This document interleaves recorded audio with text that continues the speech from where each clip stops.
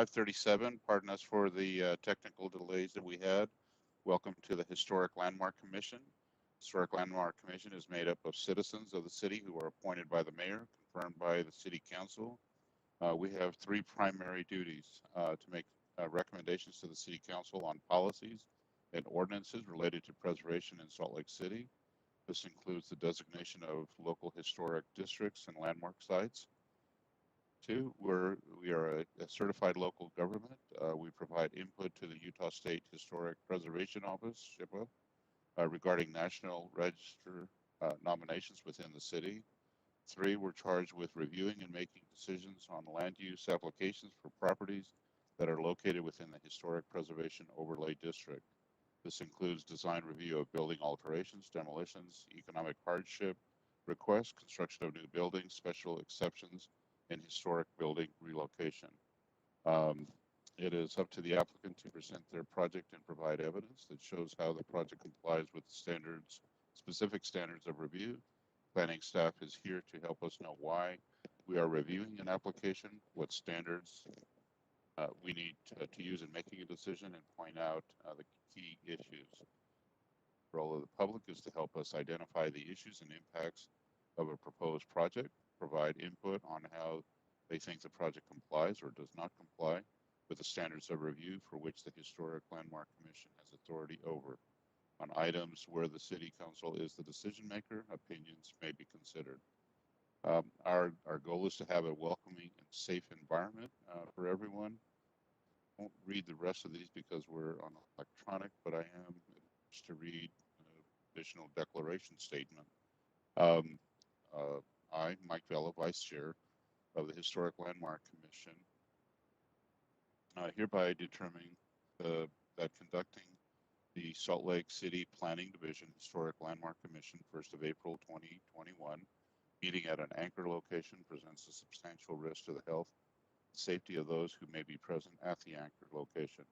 World Health Organization, the President of the United States, the Governor of Utah, the Salt Lake County Health Department, Salt Lake County Mayor, and the Mayor of Salt Lake City have all recognized a global pandemic exists related to the new strain of the coronavirus SARS-CoV-2. Due to the state of emergency caused by the global pandemic, I find that conducting a meeting at the anchor location under the current state of public health emergency constitutes a substantial risk to the health and safety of those who may be present at that location.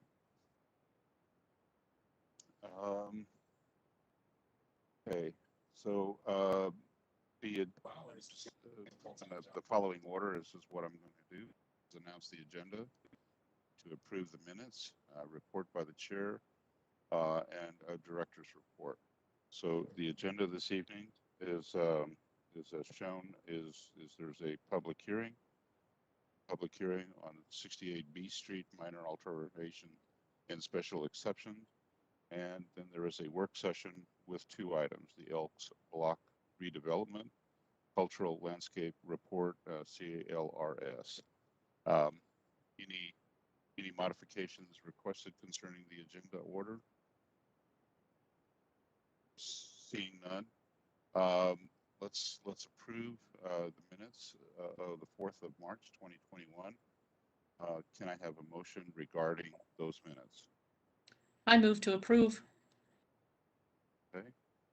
Is there any discussion of the minutes? No, I'll second that. On that. Excuse me. I will second. Okay, very good. We have a motion and a second. All those to vote. Do we need to go in order to vote? I think we do. Or do we just vote? Babs, you're my go-to on all of the rules and regulations concerning. I don't know, in a Zoom-like environment, I don't know what the rules would be. I know it's a little bit different. So I'm gonna. You can go ahead and do either. I think for the record, because we're virtual, feel free to just go down through the attendance sheet, Mike. Very good. All right. That's fine. So Babs? In favor? Yay or nay? Yay. Good. John? Yes. Hayden? Yes. Jessica Ma? Aye. Okay, and then David Richardson Aye. and myself, aye. So the minutes are approved as written. There is no report of the chair as the chair is traveling this week, and there is no report from the vice chair. Director's report. Michaela, did you have anything to add for the director's report? Yes, I do. Thank you. Well, I would just like to welcome Aubrey Clark. Some of you have met Aubrey. She will be staffing the Historic Landmark Commission. We're very happy to have her at Salt Lake City. And you will get to know her well if you haven't already prepping for this meeting. So welcome, Aubrey. Welcome. Um, Anything else? the other Michaela? announcement, pardon, can you hear me? Yes, go ahead. Another announcement is we'll be starting a campaign probably next month to recruit at least a couple historic landmark commissioners. You will definitely be notified when we start our campaign, which means we'll be sitting it out on our listserv. We'll be putting it on our website and Constant Contact. And if you know any amazing commissioners for the Salt Lake City Historic Landmark Commission, please let me know. Send them my way if they have any questions. And another thing that I'd like to announce is that Paul and I were having a discussion today about our rules and procedures, and they haven't been updated for a number of years.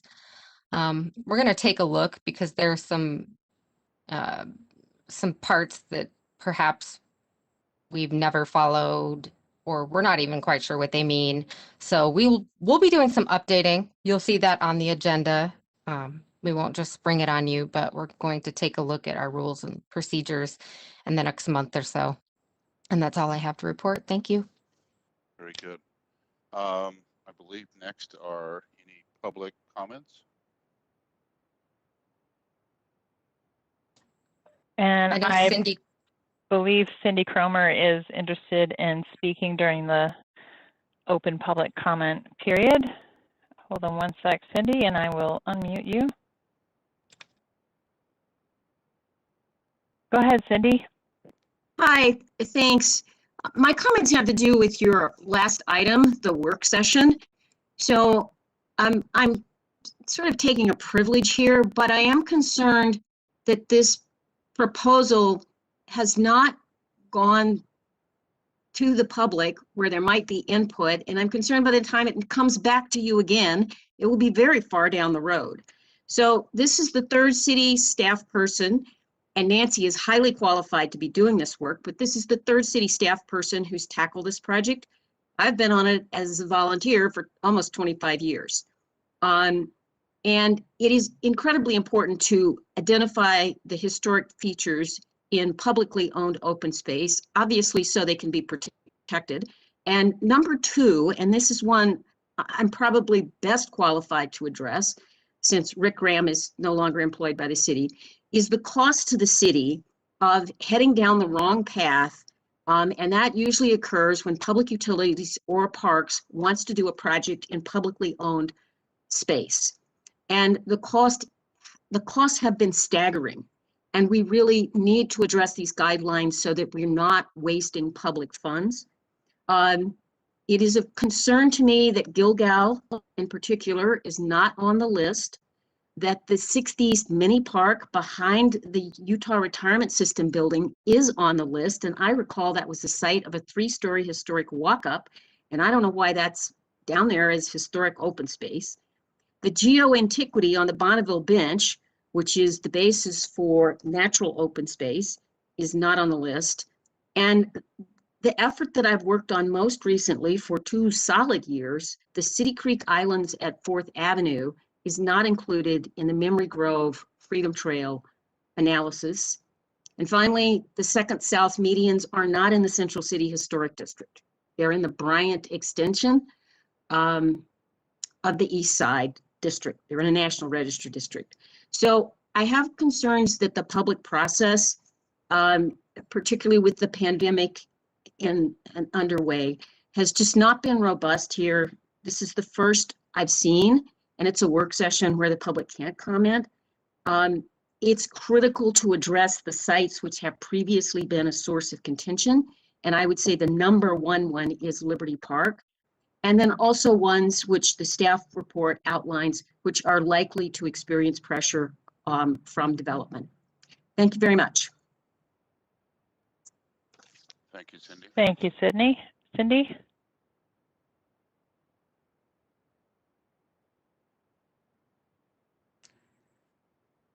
Can somebody make sure that what Cindy just listed is put into some record so that we can make sure those ones that are seemingly shoved to the side or forgotten, put in priority list? It would be good if those could be typed into the minutes. We'll make sure that those are verbatim for all of us. Thank you. Very good. Are there any other items on public hearings?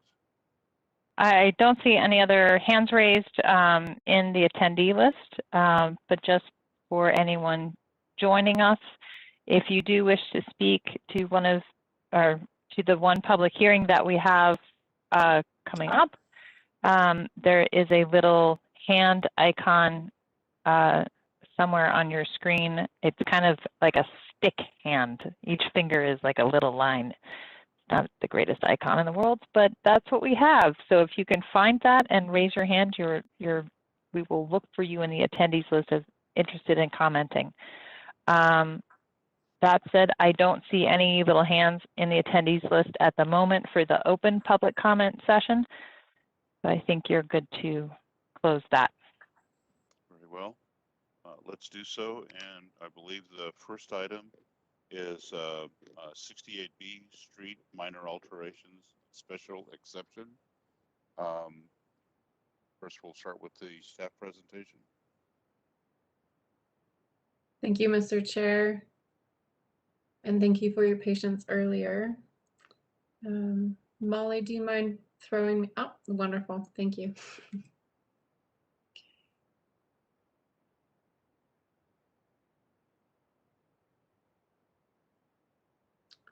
Okay. Kate Little, the property owner of 68B Street, is requesting approval of a special exception and a certificate of appropriateness for the installation of 3 HVAC units and the associated conduit lines along the southern elevation of the subject property. The property is currently under enforcement as all of the requested items have been installed. Please note the property is a contributing structure within the Avenues Local Historic District.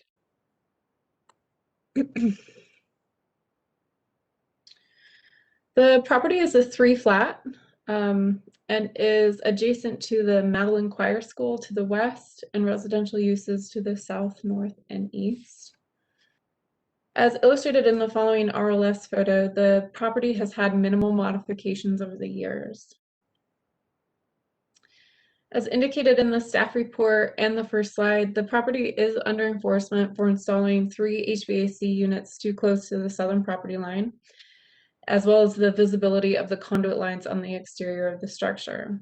The units were installed approximately 3 feet 5 inches from the southern property line, and the zoning ordinance requires 4 feet from a side property line. The 4-foot requirement can be modified through a special exception request. And as described in the owner's narrative, the southern elevation was decided on because of the existing conflicts with the north and eastern elevations. To service the 3 HVAC units, conduit lines were installed on the southern elevation.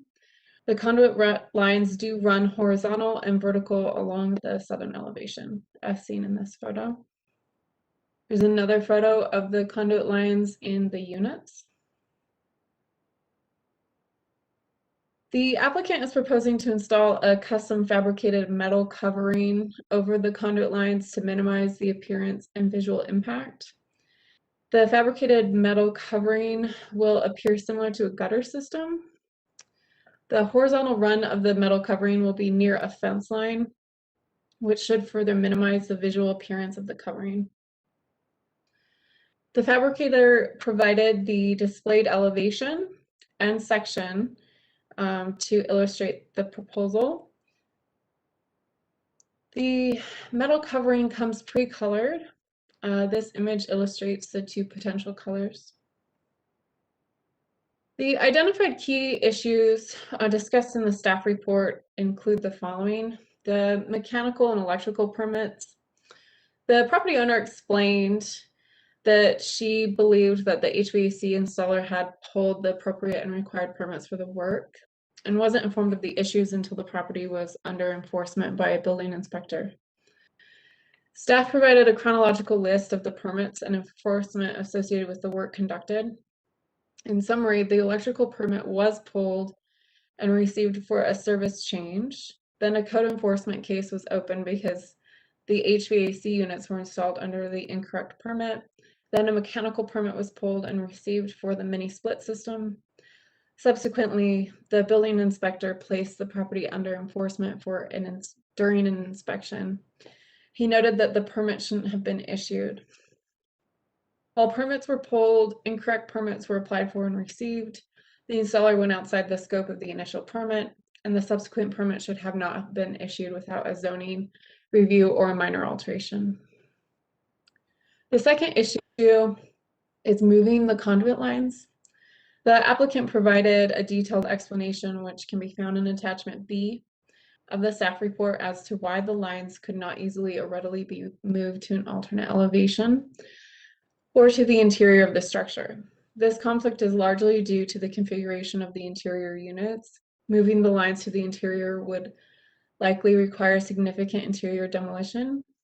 The applicant also explored consolidating the lines. She indicates that consolidating the lines would likely cause weakening of the pipes due to the needed angles of installation. The applicant is requesting to leave the lines on the southern elevation, but to cover them with the metal proposal. The third identified issue is the visibility of the lines. The applicant explored several options before deciding on proposing the metal covering. She does acknowledge that the visibility of the conduit lines was not intended to be installed in the manner present. They are highly visible and impactful to the historic structure, but with the proposed metal covering could potentially offer a shield over the conduit. And the fourth and final issue is the location of the units.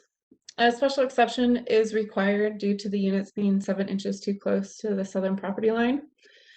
It is a fairly common request for planning staff to review HVAC units within 4 feet of a subject property line. This is due to the common narrow nature of some properties throughout Salt Lake City. The applicant indicated in her narrative as to why the northern side yard and the eastern rear yard were eliminated for the HVAC installation. And in summary, planning staff is recommending the Historic Landmark Commission approve the requested minor alteration and the special exception with the condition identified in the staff report and the motion sheet. And I can answer any questions at this time. Chelsea, it seems to me that this has come up previously where staff in the building department or whoever reviewed the permit didn't catch that it was in a historic district. So and I think we talked about, like just trying to be a little bit more on top of that. I'm just curious if it was just a oversight kind of thing, or the difference, and I know that we've talked about this, I think, on a previous window application, was that the window applications are under a building permit, so they do get flagged. But even though they're flagged, some contractors continue to do the work while the permit remains flagged. This one is unique because the building permit was actually mechanical and an electrical permit. Mechanical and electrical permits don't go through a zoning review often because they get I think Michaela can refer to the number, but I think it's well over 100 permit requests for mechanical and electrical a day.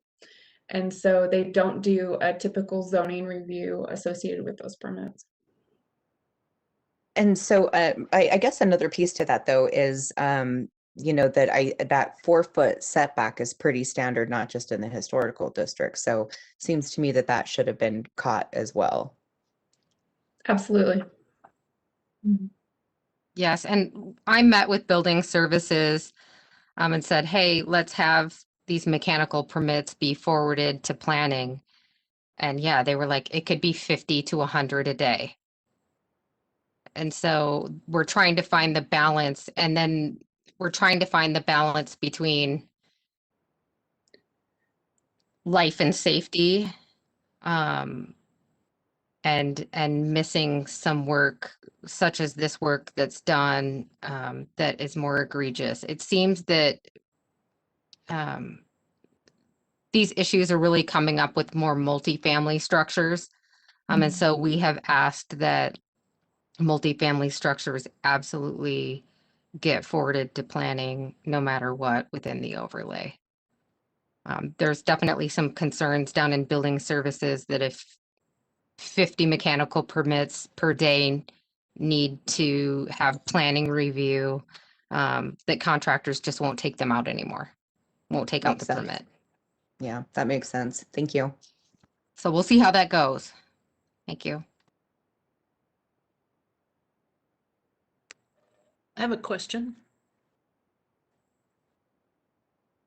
Of course. Go ahead. Were these, I mean, this is a mechanical thing that's kind of beyond my scope, but were these rules put in such a long time ago that based on modern mechanics, maybe these rules should be changed from the 4 feet to the 3.5 feet? I'm just sort of talking hypothetically here. Is it, as you say, it's coming up more and more often. Is that because of the types of units that are being used now? Does anybody know that kind of answer?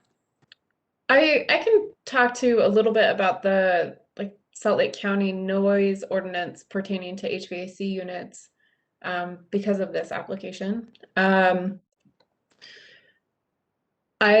think previously I think it's fair to say that previous HVAC units were much louder than they are currently. And so there was likely a concern zoning wise to push that further away from property lines for any sort of impact to abutting structures and uses. They are making fantastic HVAC units these days, just due to some research. And reading through the Salt Lake County noise ordinance, they don't actually regulate HVAC noise in residential areas. And so I think it's possible that we could take another look at that special exception requirement and that setback for HVAC units from the side property line. That was a really good question, I think, and with your explanation that, you know, the decibel level, I mean, a lot of that is in the mechanical specs, so that could be a part of the code. Yeah, exactly. In addition to what Kelsey just said, Babs, the units are getting smaller. The 3 that are used here are very thin, hug the wall pretty tightly.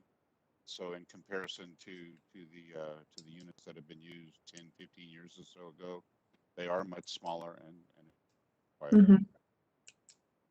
Yeah, and that's why I don't see a problem with this, because as this technology evolves, we have to evolve with it, I think. Kelsey, I have a question on page 13. It says at the top, 68 B Street is a nondescript, non-contributing brick building. I thought it's contributing or it's not contributing. 13. Oh yeah, that was submitted prior to the applicant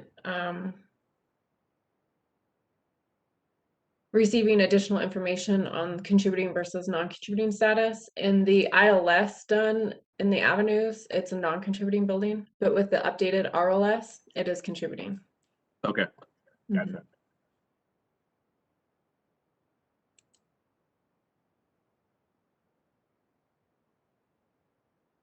Any other questions for Kelsey? Seeing none, let's move to the applicant presentation of the proposal. Great. I have her presentation, so I'll share my screen again.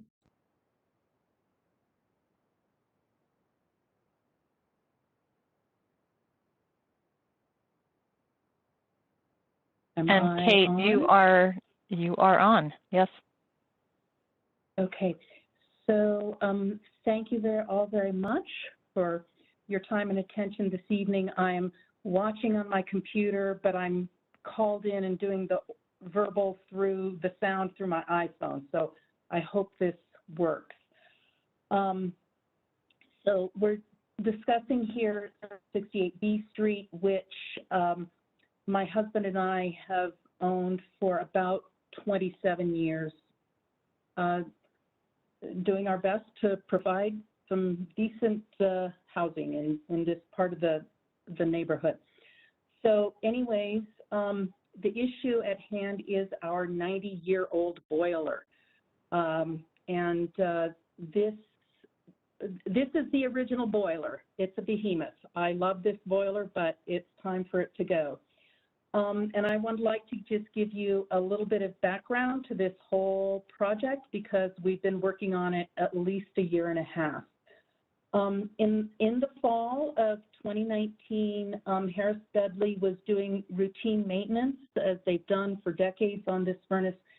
And they said this time they simply cannot fix it, that if they try to fix it, the risk of simply destroying the furnace boiler due to rust issues was extremely high. And the fall of 2019 and the winter and spring of 2020, we researched quite a number of replacement systems. Steam, hot water, forced air. We considered whole building systems. We considered individual apartment units. Everything presented many complexities. Nothing stood out as like, oh, this is a great solution. Eventually, we stumbled onto a mini split system, which we decided to go with because of a number of reasons. It would provide air conditioning as well as heat, which would be new to the apartments. And the individuals could control their own, within their own apartments, their environment. And it presented a solution for installation, which all of the other things we looked at just did not. We chose to go with Black Diamond Experts because they could do both the required mechanical and electrical work, because installing the system would require bringing the entire building up to code electrically. It still had knob and tube in it. And because this one company could do both aspects, we thought that would help with the coordination of the whole putting this system in. So we decided to retrofit with this, and our understanding, as is common when you're not gutting the place, which was one of the options we decided not to do, this external installation is kind of the normal route to go. Our first primary decision was where to install. The back of the building, the east face, would normally be preferred and an obvious place to put it. There were issues with location. The only obvious place where we could fit these was in that tall vertical space between the double windows and the back door. This presented problems with having some units too high to easily service as necessary. There are obstacles in that they would get installed possibly on where the stairwell is. So the stairwell created obstacles to installation and running conduit. Plus the joists would have run perpendicular to where the conduit needed to go, and that could have presented obstacles. The installer also seemed to think that the front rooms might be too far for the conduit. So there were a lot of problems with the rear installation. The north installation, which I don't have a picture for, but it's on the driveway side, and the driveway is so narrow it would have blocked off the driveway. So that left us with the south side, and installing the system on the south side solved a lot of problems. There was space for all of the condensers closer to the ground for easier installation and future maintenance. It presented the shortest and most efficient run of the conduit to the 4 inside heads for each apartment. The conduit length stayed within the manufacturer's guidelines. There was no interference from joists or stairwells, and where they were, the condensers could be mounted so that there was no visual or sound impact. So we chose to go for installation on the south side. We made our initial payment to the contractor, and the work began in early July. The work was proceeding. It seemed of good quality, and actually some people, some various professionals in the field who have been consulting with me since then have remarked that they did feel the installation itself was of a very good quality. In late October, I saw the conduit for the first time and on the south face of the building, and pretty much immediately began discussions with the contractor about how are we going to cover this, because it needs to be covered. In November, I think it was, the Salt Lake City Planning became involved in these discussions. Over the course of a number of discussions with the contractor, it became apparent to me that they didn't have really a viable option for covering the conduit, and so I took over myself researching a means to cover this conduit and presenting a solution to Kelsey Lindquist at Salt Lake City Planning. So this was a solid 2 months of work on my part. I knew nothing about this field when I started. I talked to over at least 2 dozen manufacturers, contractors, city officials, and considered at least 5 different solutions. So the one which we're proposing, which is a metal sheath to cover the conduit, has been designed by Mark Kirkendall of Siding Systems. We like this one because we feel at one point it will best protect the conduit and the insulation as recommended by the manufacturer. It's durable, it's long-lasting, it doesn't require maintenance. We think the reddish-brown color would blend in with the brickwork and not attract attention from the street.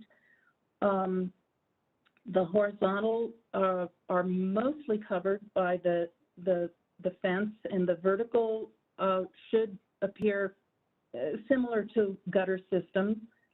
And everything in a few years is going to be, there's some trees, if you noticed in one of the photographs in front, and they'll be growing and further obscuring the conduit or the whole sheathing system. So that is what we would like to do. My understanding is that mini split systems continue to grow in popularity, including retrofit HVAC systems in older architecture.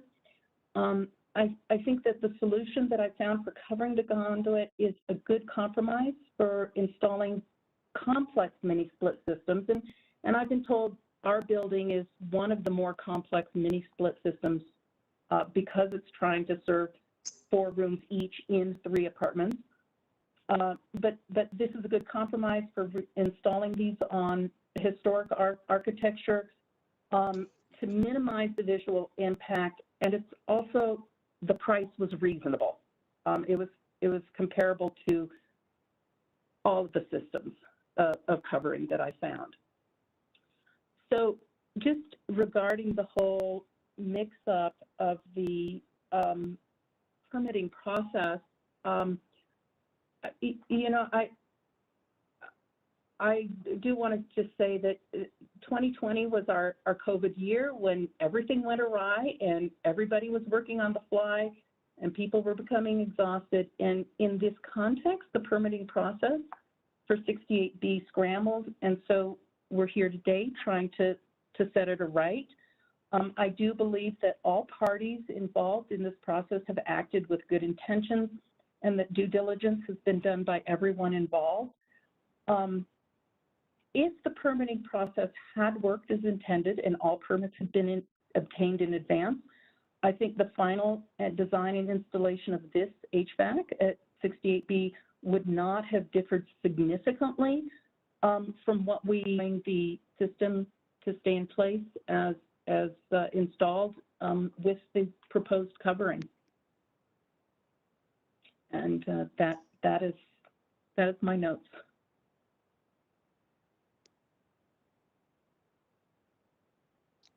Very well. Thank you.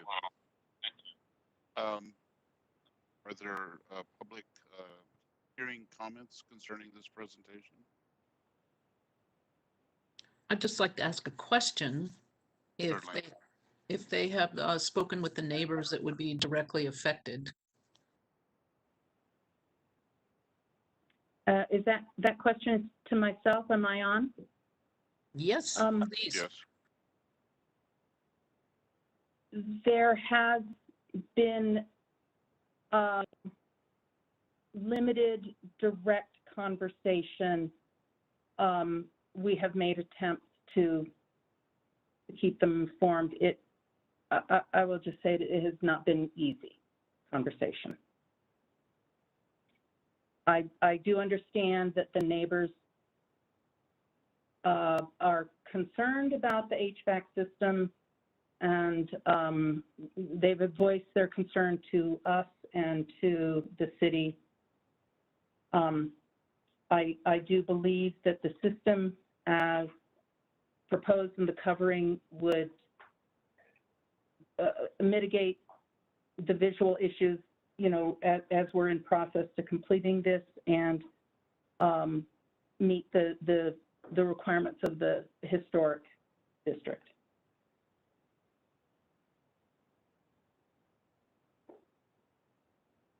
Commissioners, any other questions?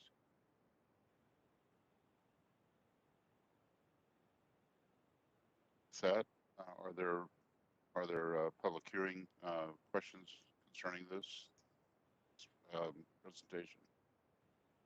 So there's a number of people in our attendees list. I don't see any hands raised. No emails. I do want to direct your attention to your Dropbox, because there were several emailed comments that came in within the last 24 to 72 hours, and therefore are not in the staff report, but they were PDF'd for you, and they are in in your Dropbox folder under Molly, I read comments. those, and at least one of them said that it would be read into the minutes tonight because it was received so late. Typically, if we receive the email before 5 p.m. on the day of the meeting, we will PDF it and put it into your Dropbox and not read it into the record as in the interest of time, because sometimes everything comes in at the last minute and then we're sitting here reading like 20 emails to you that, you know, didn't get into the staff report because the staff report is published the week prior. I can read them to you if you want. I don't really care, but it just said, for instance, here's one from Kelsey to Clark that said Paula would like her comments read into the meeting. And then the next one says, I could go on and on. I just read, you know. Yeah. I don't think you need to, but it just says that they would be. And that was my mistake. I thought that commenters could have the option to have that read into the meeting. But then I was corrected, and so I informed all of those commenters that their comments would not be read into the meeting, but forwarded directly to the Historic Landmark Commission and placed in the Dropbox. So gotcha. It's been a long presentation as it is. Okay.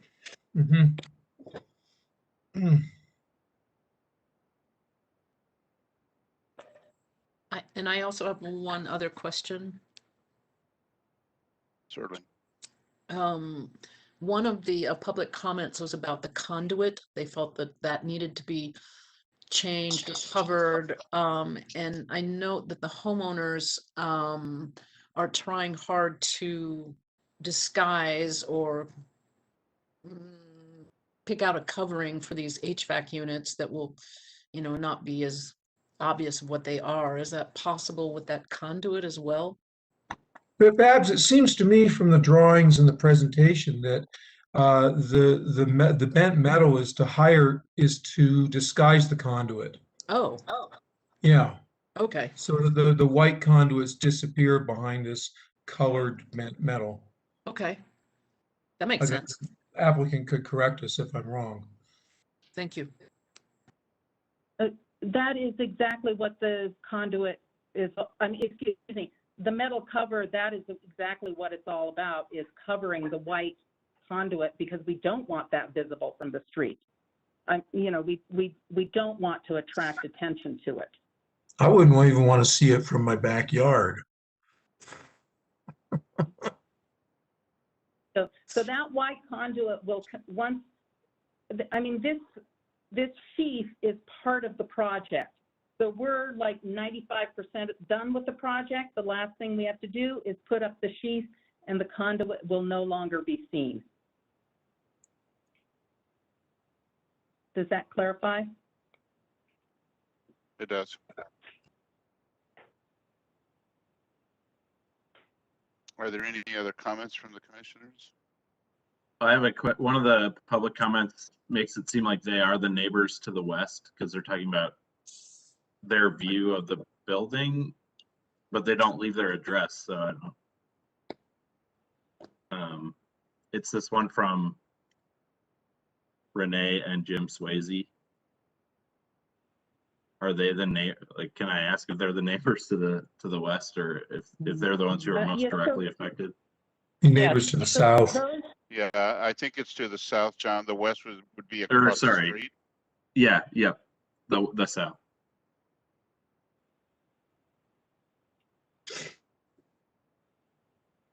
So those are the neighbors to the south, and they had 3 requests in that letter, that comment that I saw myself. One was that the conduit be covered or disappeared from view somehow, and that's exactly what we're doing. I think the other comments had to do with the process of getting permits and making sure that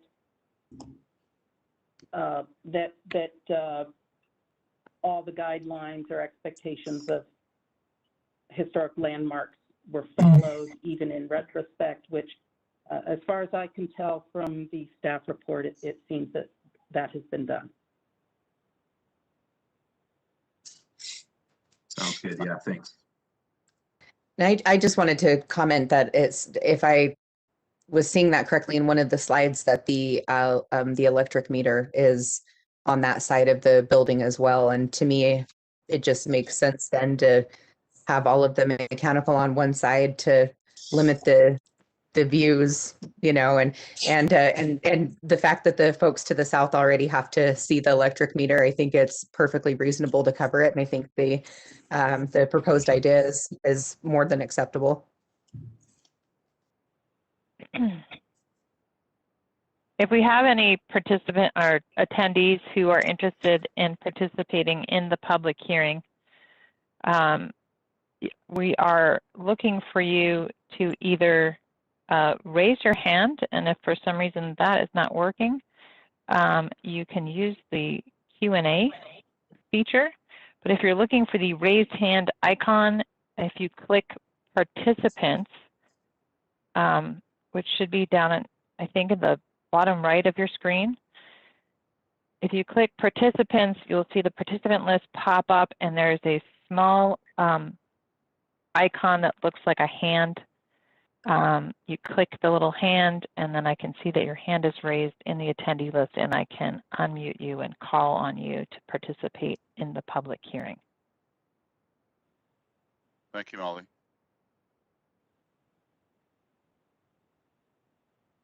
That said, I don't see any hands raised, and there are no questions in the Q&A. We don't have any additional emailed comments that I can see. Very well. Let's go ahead. Seeing none, let's go ahead and close the public hearing. And commissioners, let's discuss this.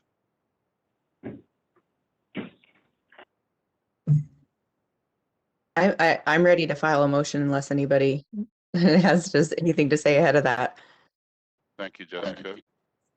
The only thing I want to say is that the applicant's right. We're going to see a lot of this. So as mini splits become more common in especially this kind of scale of multifamily residential, but also, commercially with VRF systems, there's lots of refrigerant being piped from exterior condensers to the interior buildings, and they're great systems in a way. In many ways, they're great systems, and I think it completely makes sense in this application. But we're going to see a lot of these, I have a feeling. So I agree with you, John, and I also think that the applicant has duly, the immediate toggle would be going to the east elevation, the back elevation, but and I can appreciate that the distance from the back to the front would be the problem, and so I can see that of the elevations that are left, the south elevation seems to be the only one that could be workable, and so that's what they've done. Oh, Mike, why don't people put these things on the roof?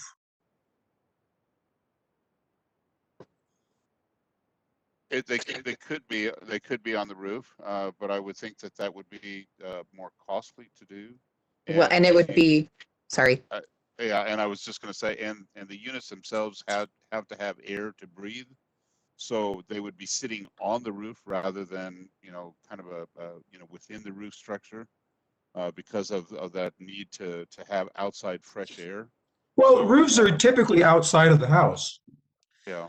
But it's not environmentally correct to do that on the roof because of the heat Really? on the roof. It's not good. Well, and another thing, if we're talking about the way that it looks, is that those units are usually, if I remember correctly from speccing them, they're usually about 3 feet tall. So it's going to be very conspicuous on top of the roof. Yeah. Another option I think that might be possible, not in all applications, but in replacing the 90-year boiler, using that space to do it. But then again, you would have to introduce outside air, so there would be enough volume of air in there to do that. And I suspect, I don't know that for a fact, but I suspect that then the vertical lines from the basement into each of the units might have been a bit more invasive than coming, crawling along the south face of the building, up over into the ceilings, and then drop down into individual closet areas within the units. I suspect that's what's going on. Any more discussion on this item? Jessica? I'd be glad to make a motion. Very well. Is there a Mm. second? Second. All right, let's do the vote again. Can you actually make the motion, please? Oh, excuse Yeah, me. I was just trying to pull it up here. Hold on. Thank you. Motion for PLNHLC 2020-00964 and PLNHLC 2021-00010. Based on the analysis and findings listed in the staff report, the information presented, and the input received during the public hearing, I move that the commission approve petitions PLNHLC 2020-00964 and PLNHLC 2021-00010, a request for a certificate of appropriateness for the minor alteration and associated special exception for 68 B Street. The following condition: the custom metal covering system be installed with as little impact to the masonry as possible. The end. Then I second that. Okay. Very good, thank you. All right, so there's been a motion and a second. Ask for a vote. John? Yes. Hayden? Yes. David? Aye. All right, and then so it appears that this is unanimous vote concerning these two items. Babs and Jessica still get to vote, even though they made the motions. Excuse me. Well, very well. Babs? Aye. How surprising. Jessica? Aye. All right, very good. So it's Thank a you. unanimous vote. Thank you very much. Question, All right. will, Michaela, will you all take this back in some subcommittee or back to the city, to the various departments and say, this is the future, what are we gonna do about this? That's a great question, Babs. Yeah. I mean, I would even like to tag that on to the end of this motion saying, you know, not really, but saying, let's direct our city to take a look at these issues, because a lot of these rules and regulations are outdated given, you know, what we're working with, particularly in historical neighborhoods. And this is a perfect example of, I'm sure, a landlord that has, you know, fairly priced units, having to deal with it, you know, a 100-year-old boiler and trying to modernize and doing something good for the environment and keep rents reasonable. We need to help people that own properties out there, as well as protect our city. Thank you. Yes. Okay, Otay, do it. Very well. All right. So now we're moving into the work session portion of the meeting. I'm going to have to recuse myself, as I did the first time, concerning the Elks block redevelopment. My understanding was, Jessica, are you then going to take over for the rest of the meeting? Very well. Thank you. All right, thank you, Mike. Okay, so as Mike stated, this is work session number 2 for the Elks Block redevelopment project. This property is located at 139 East South Temple, and it also is incorporating the work being done on 151 East South Temple, the existing residence that's just to the north of that property. And then on the Elks building, this is the Elks building in the parking garage. Sorry, my phone just rang. So I believe that we're going to start with Nilsen Knight from planning and give us an update. Yeah, and could I get control of the screen so I can share my screen, please?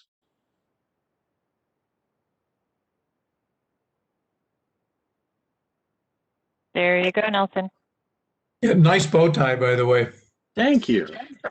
It's from Charleston. It's a British regiment of which I have no right to wear, but it was springy. And not a whole lot of opportunities to dress up, so I took it. Okay. Everybody can see that? We can. Thank you.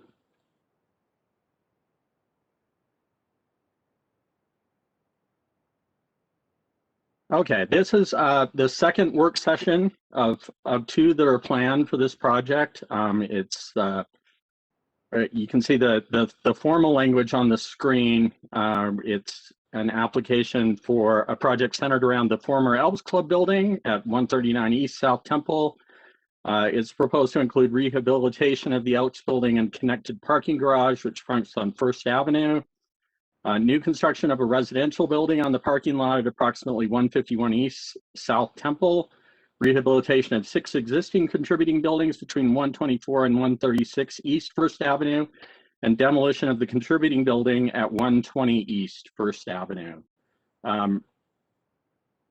This is like the last work session, is a opportunity for the applicants and the Historic Landmark Commission to interact, discuss the project, which is obviously fairly complex.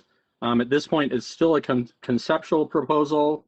After this discussion, they'll take the comments and submit a final proposal, which you will be reviewing in a future meeting. This is the vicinity. It's between South Temple, First Avenue, State Street, and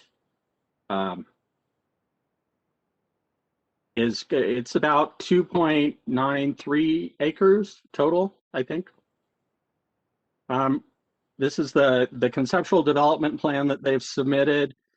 Here, just as a reminder, for a work session, the commission is being asked to identify specific additional information important to subsequent analysis and a decision by you in the future. Identify issues that relate to the standards of the ordinance for the historic preservation overlay and pertinent design guidelines. Any comments, raise questions, and provide feedback, whether the proposal meets the design guidelines and the standards of the ordinance. And then identify any additional concerns not raised by staff in the presentation or in the previous presentation. And also please consider that the applicants and staff will be taking direction from this discussion, and staff will be advising the applicant moving forward based on this discussion here. So this is the second work session, as I mentioned. This one will focus on the new construction of the South Temple residential building, minor alterations to the First Avenue houses, the 6 that are in place.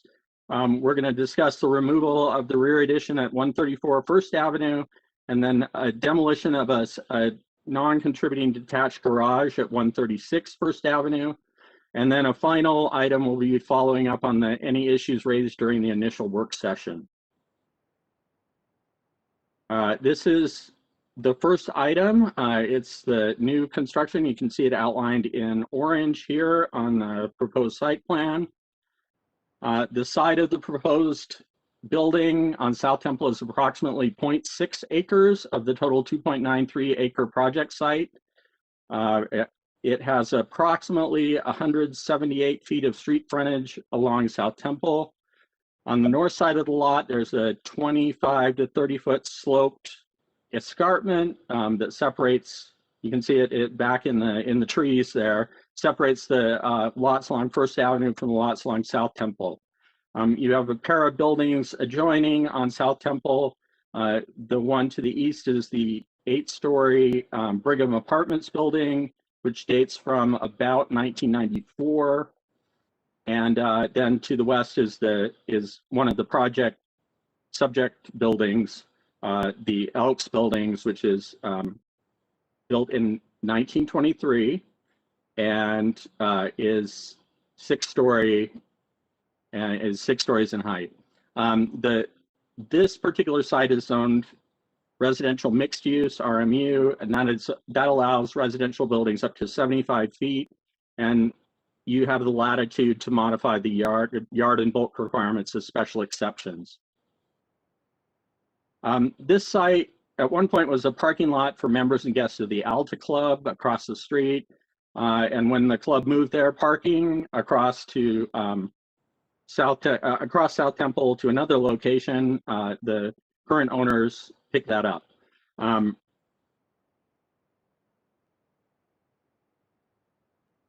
Conceptual drawings, including site, floor plans, elevations, and renderings, have been submitted for review. It's important, again, to note that the plans submitted are conceptual in nature, and while largely complete, are missing some details needed to meet the zoning code's requirements for a formal review of new construction.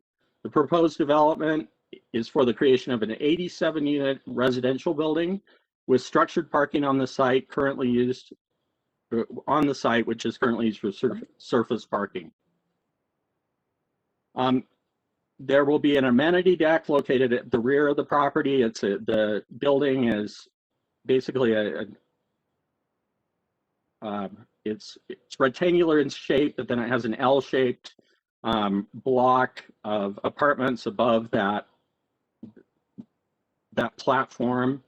You can see the residential buildings amenities here, and those will be available to those in the First Avenue homes and to the tenants within the Elks office space.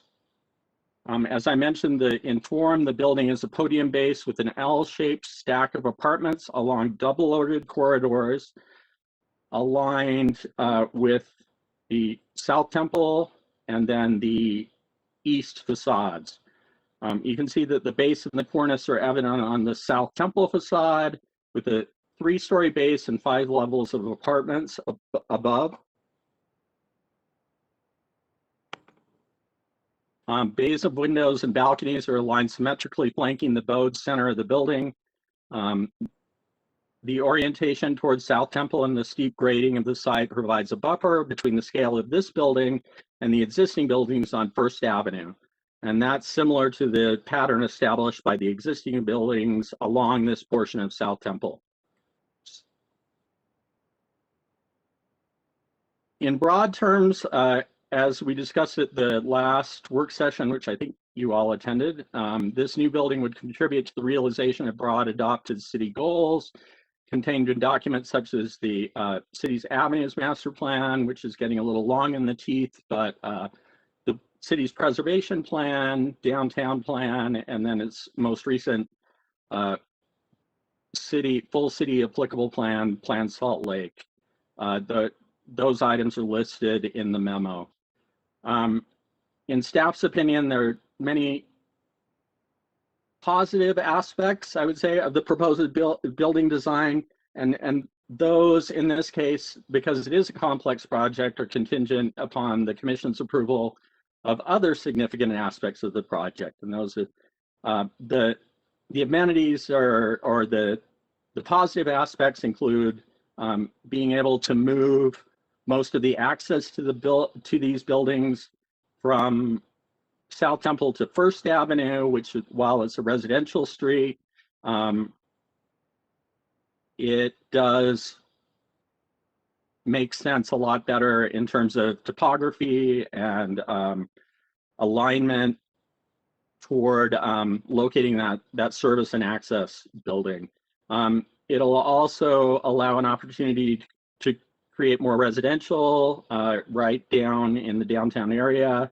And the units that are proposed include a variety of housing units, including multi-story townhome units aligned along the face of South Temple. So that's bringing in not just your basic apartments, but a multiplicity of housing types.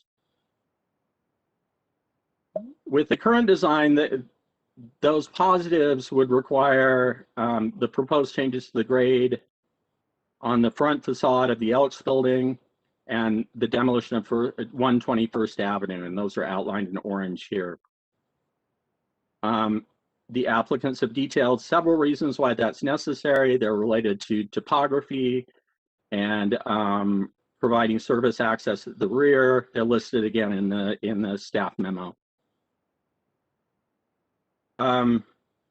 Second discussion item is the building design and materials. That's outlined. Their material palette is displayed here. It's also in attachment C, page 82 of the staff submittal in your packet. The primary building materials would be stucco or plaster walls with details in precast concrete or glass fiber reinforced concrete or stucco over foam. That has yet to be determined. I think they would like some input back on that. The ordinance standards require a minimum of 80% durable material that reflect the materials found elsewhere in the South Temple setting in terms of scale and character. And in terms of your discussion, you may wish to draw upon your experience with previous approvals in terms of new construction, massing, detailing, architectural elements. So far, the submittal that's here hasn't been fully developed, and we've requested further information on, in particular, door, window, and balcony details, cornice details, and then if there's additional items that the commissioners could suggest that those details, we'd certainly entertain those. The design involves a request for a special exception of additional height in the RMU zone. Maximum height for residential buildings is 75 feet. They would be going approximately 22 to 24 feet of additional building height on the south and west sides of the new building. The other side, because it's fronting on First Avenue, wouldn't require the same special exception. The total height would be approximately averaging about 98 feet along South Temple. The elevator and service core that you can see at the southwest corner of the building would be the highest element, and that would be approximately 102 feet total. That's comparable to the surrounding buildings on both sides of the streets.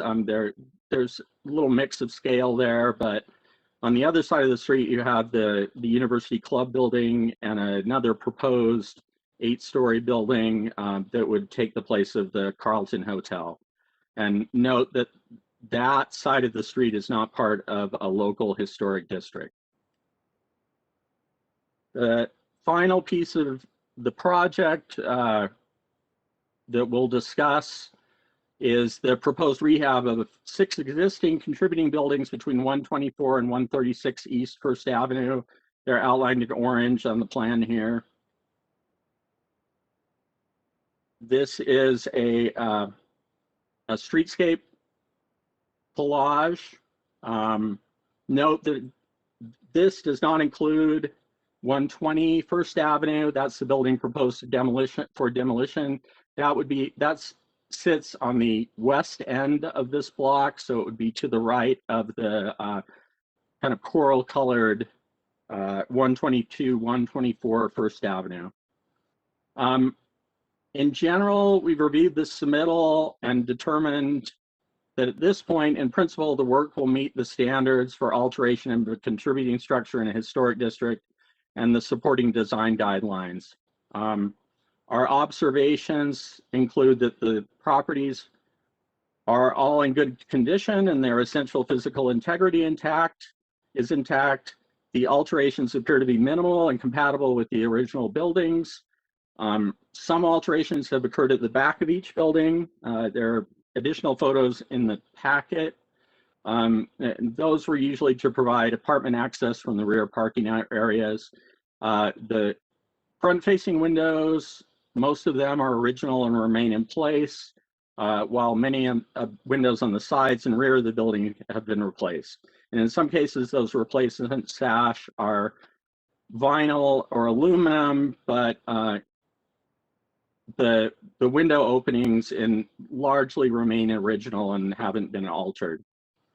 In terms of architectural detail, the only thing that it really doesn't seem to be in good condition or is missing are the front balconies that evidence suggests were original to 134 First Avenue. They're similar to others that you would see on apartment buildings built at that period of time, or just right in the surrounding blocks. You have the Covey and the Hillcrest and various other buildings that have front balconies. As we've reviewed these proposed changes, staff and management think that these alterations are minor and will be able to be approved administratively. If you note anything as you have gone through the description and your further review down the road, we will certainly bring those back to the commission for review, or if the scope changes or anything like that, likewise, we would bring them back to the commission. There were two items that we kind of singled out for discussion here tonight with those First Avenue buildings. The first is this removal of a rear addition at 134 First Avenue. This building is historically known as the Esther Apartment, and it dates from 1909. The addition to the rear dates between 1911 and 1937. There's a parking garage in the basement, and then on the second level, there are additional storage and storage rooms. You can see the floor plan there. This is in the plan is blocking access to parking, and then also blocking pedestrian access that they'd like to set up to the neighboring Brigham Young Family Cemetery to the east. And it's our suggestion that although it dates from the historic period, HLC and staff routinely approve removal of rear additions in order to accommodate changing needs. But we'd invite your comment on that as well.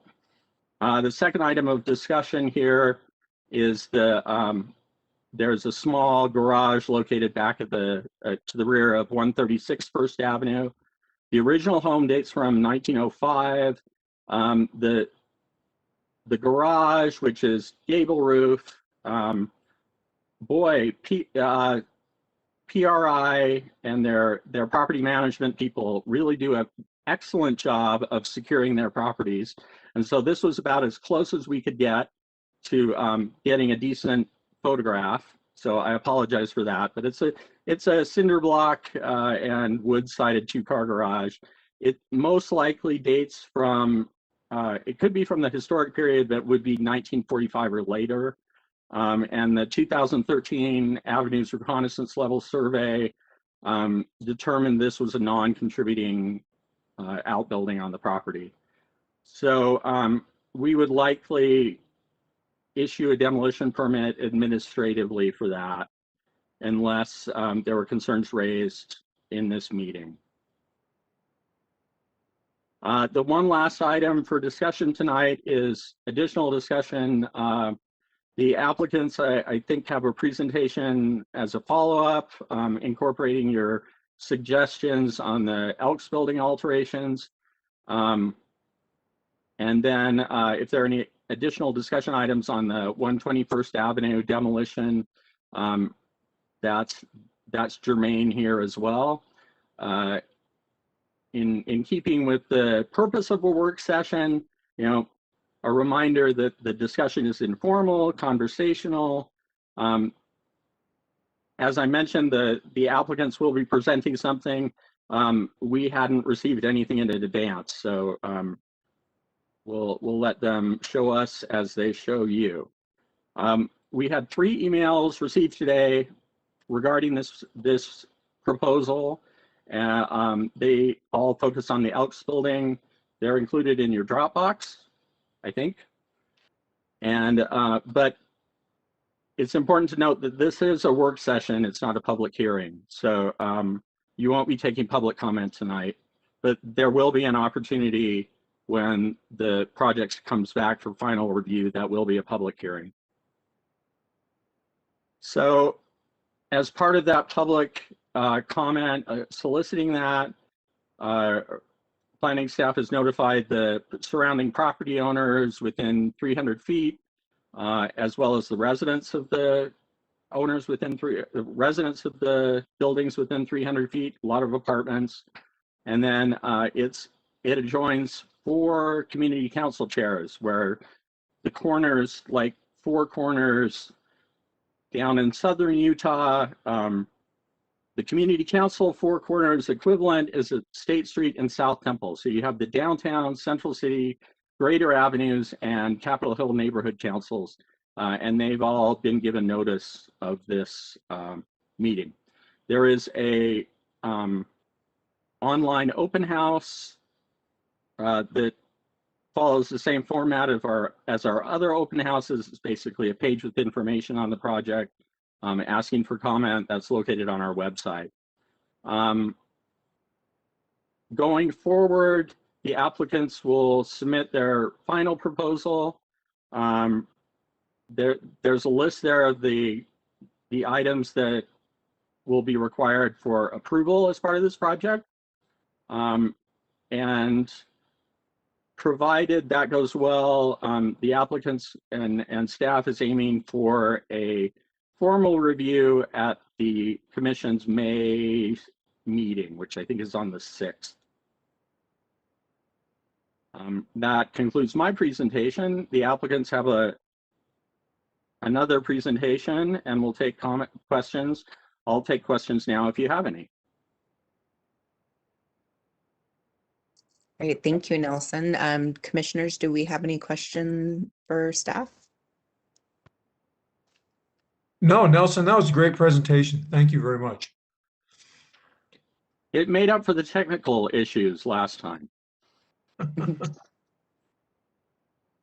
Okay, well, then I believe next we are going to hear from David Davis of Dell Garden Design. So if he's ready, we'll go ahead.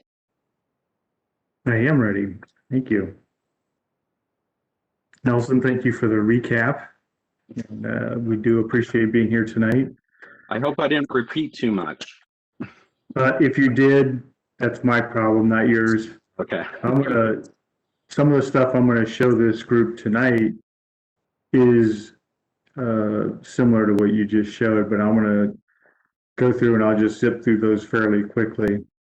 But thank you for the opportunity tonight to come back and talk to this group. We appreciate your time and effort here. We have been working on this for almost 3 years now. There's been a lot of discourse internally and externally about what's appropriate and what's right for this part of downtown Salt Lake City, and what's right and what's appropriate for this really grand dame building. And well, one thing we know for sure, there's a lot of opinions. What we also know is there's not a lot of really flexible alternatives to some of these solutions. It's a fairly tight site. It has grade issues. It has circulation issues. It has age issues. Makes it fun. Makes it exciting to know that this is going to be a better place when we're done. But certainly this is a trying effort here, and tonight's evidence of that as well. So if I could, Commissioner Ma, take control of the screen if you don't mind. You should have presenter privileges now, David. Thank you.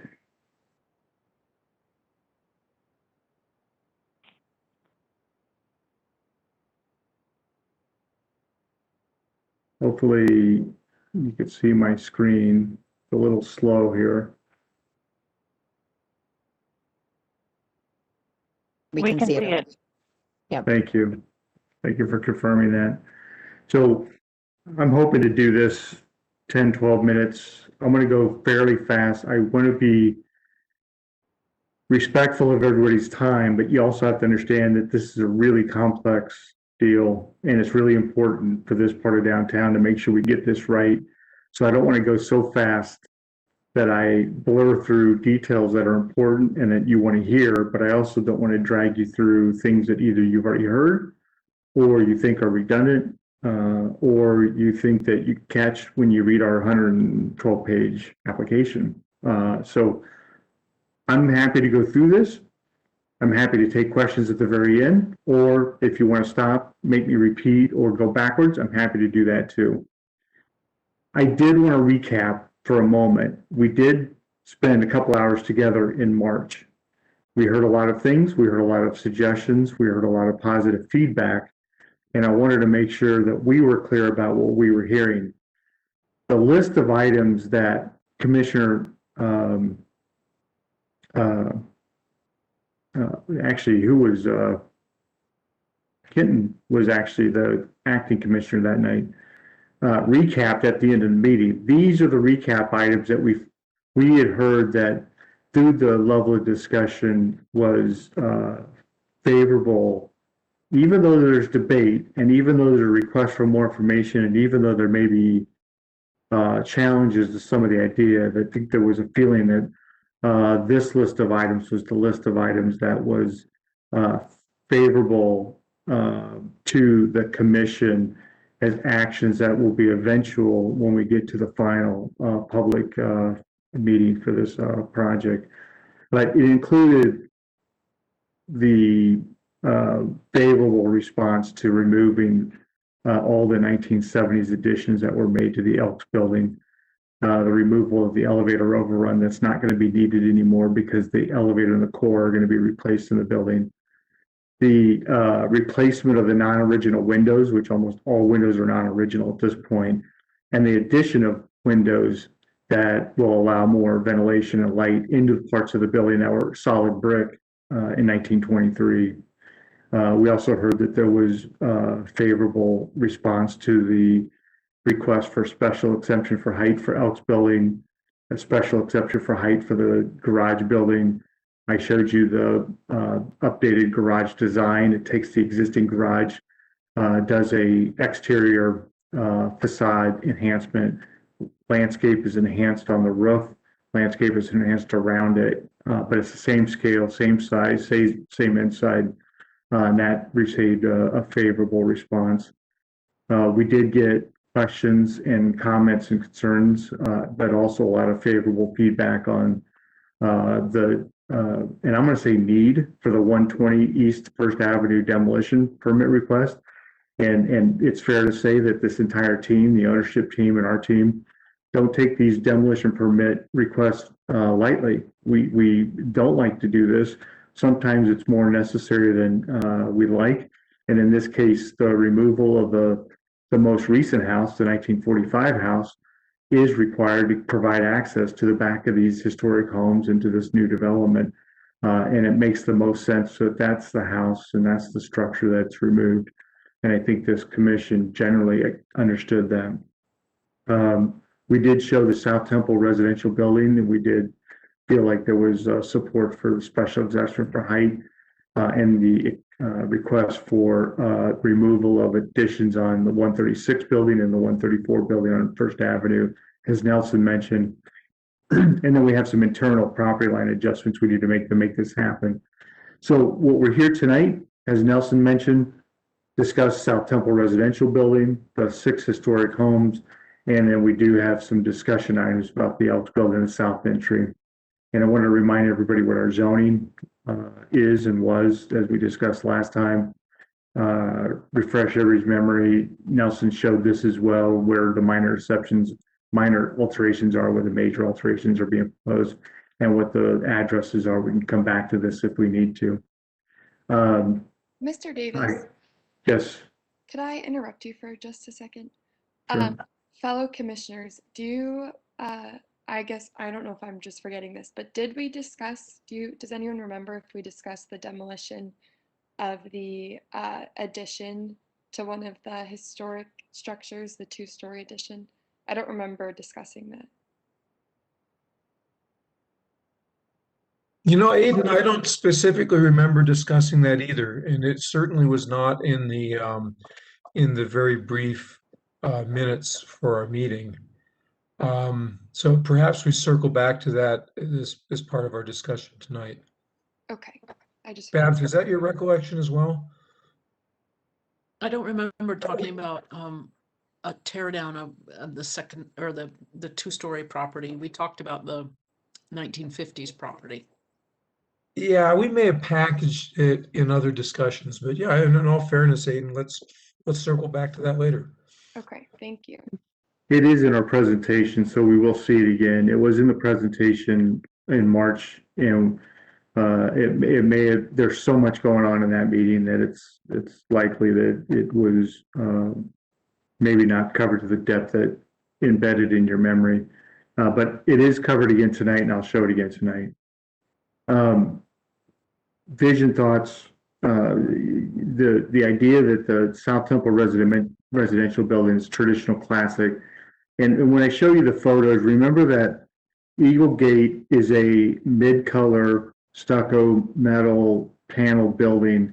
Then you have Elks, which is a brick building. You have Brigham, which is a brick building. There's a number of brick buildings surrounding this property.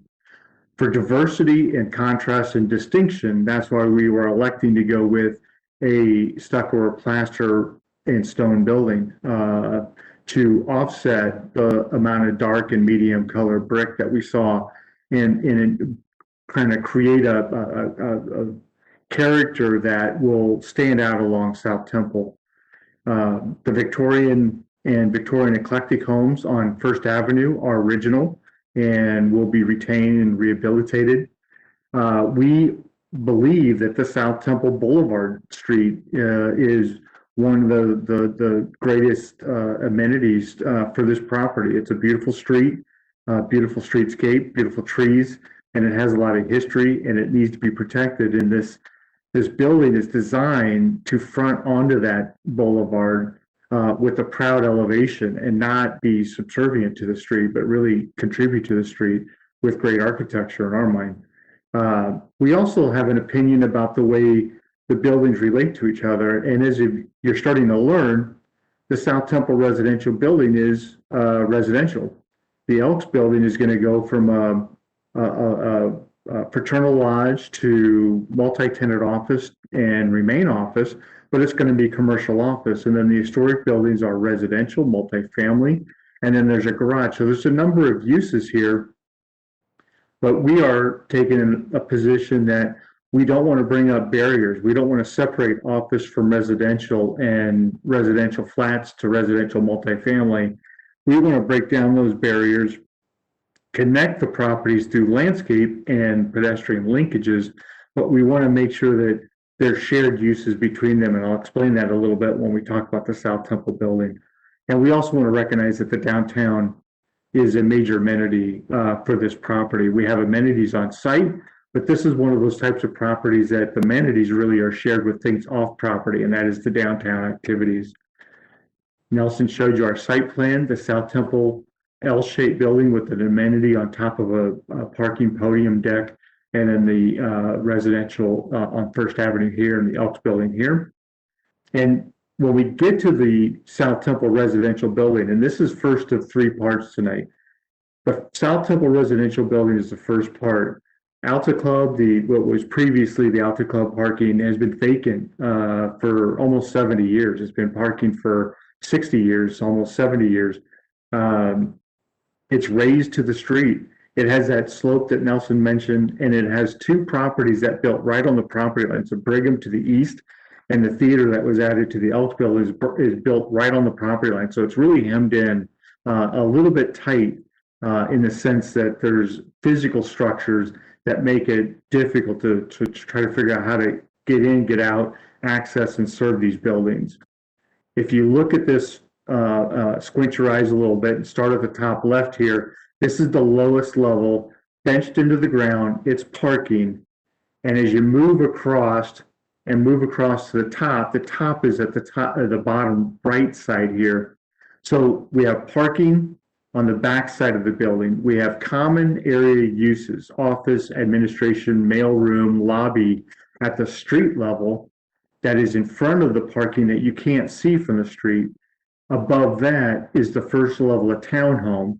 And then the second level of townhome that faces South Temple. That was important for us to make sure that there was a liner building that faced South Temple with an actual use and addresses that people can look onto the street, and you don't look at something that's not usable from the street. So the garage is tucked behind a usable part of the building, and then there's a podium on top of this, and on top of that podium is where the flat apartments begin, and the amenity space is above that, and then the flats continue up, and the flats continue up to top, and then we add penthouse units on the south side facing South Temple. So from a diversity of unit types and a mixture of units by size, by type, by location, you have two-story townhomes, you have one-bedroom, two-bedroom flats, you have one-bedroom, two-bedroom flats at the top with three-bedroom penthouse. It provides a high level of diversity of unit types for segmentating kind of who can live in this single building. 78 units. And how much of the square footage is residential versus commercial? This building is 100% residential. The community or common area at the first level is all residential support square footage. So there's no commercial in this building. Okay. When you look at a section cut, this is the South Temple side on the left side. This is the berm side on the right side of the screen. The blue is the garage, one level down low, 3 and 4 levels up high that are tucked in. This is the two-story town in the orange color. This is the common area in the pink color. And then the flats are above, and the amenity is right here. And there's a one-story fitness building with bathrooms and showers that's off the amenity that sits on the podium. And this is Elks beyond here. The character of the building really started from this idea that we wanted to have this elegant, so I'm going to say symmetrical. It has an asymmetrical approach to it because of the lobby space, but if you look at the center line of the arched facade, it's symmetrical to that center line of the arched facade, but it has rhythm and balance that puts it in a highly traditional, elegant character. Punched openings with different shaped windows, but mostly vertical windows. Black railings. The windows are metal clad, wood clad window systems. We have stone, either cast stone or real stone as an accent material that go along with the stucco or plaster. And we have a flat roof parapet, and then we have equipment on the roof. So we have a sustainable building with hidden equipment on the roof, and we don't occupy the ground with that material. The final outcome, as Nelson mentioned, is a 2-story townhome over common area and 5 stories of flats above that, facing a street. Entry centered on this new stair. There's a slope from the street up to the sidewalk. We're maintaining that. We're adding this grand stair that leads to an entry here. The main lobby entry is right here. There's a brow that covers that main entry to protect you from snow and rain. A nice arched window, which is a little bit of the architectural vocabulary that we're borrowing from this character of the Elks building over here. And then a lot of rectangular building and punched openings, and the repeat of some of the single arched elements here, which are sprinkled in for accent in the building. We have ingress and egress, one driveway into this building. The access into the garage is a side access point hidden from the street. And this is how you get in and out of this. This plaza right here also serves as service zone for drop-off short-term delivery. But we're also proposing 3 spaces here and 2 spaces in front of Elks for drop-off short-term parking for deliveries. And we have a pocket park back here that is used for tenants and for residents here, in addition to other public space within the property. Look at the elevation. This is when I was talking about, this is the center line of the arched art facade. It's symmetrical to the center line. And then there's this tower element on the left side here. So we're symmetrical from here to here. And then we have this tower element that gives it the asymmetrical look overall. But then there's rhythm and balance and symmetry off this center feature on the building itself here. Side elevations, there's not a single side of this building that's not thought of as important. It's all been figured out as the massing, the punched openings, the landscape, and the attention to detail at stairwells and even elevator cores. When we look from the north to the south, this is the amenity. This is the one-story fitness building with a raised plate that has clear story above a horizontal brow that lets natural light into this space. This is a space that is being created. These are the bathrooms and showers back in this part. This is the fitness area up in this part. It opens up to the pool area. But this is also available not only to the residents here at South Temple, this is becoming available to the residents who live along First Avenue. So we have a walkway connection from the residents at First Avenue to be able to use this facility. We have a gate here and an entrance into this, and they'll be given access to be able to use the pool and the fitness amenity. In addition to that, the office users will be able to walk over here through this lobby, cross the walkway, and use the same access points and be able to use this fitness and pool if they want to. And that's the communal relationship that we're building here with this one single Elks redevelopment. Nelson mentioned the height request on the south and west side. And when you look at the rendering, you'll see that this building is consistent with the heights and scales and massing of the buildings along this part of South Temple already. So the request for height isn't to go over and above what's already there. It's really to make sure that we get the amount of residential and the stature of the building that is commensurate with the site and what the site deserves as we start to approach State Street. I want to change gears to the second part, which is the historic home. We're about halfway through this presentation. The historic homes, this is the existing view. So this is the 136 house. This is the Brigham Young family gravesite park here. And then with the 6 homes here and the garage here, First Avenue leads to Temple.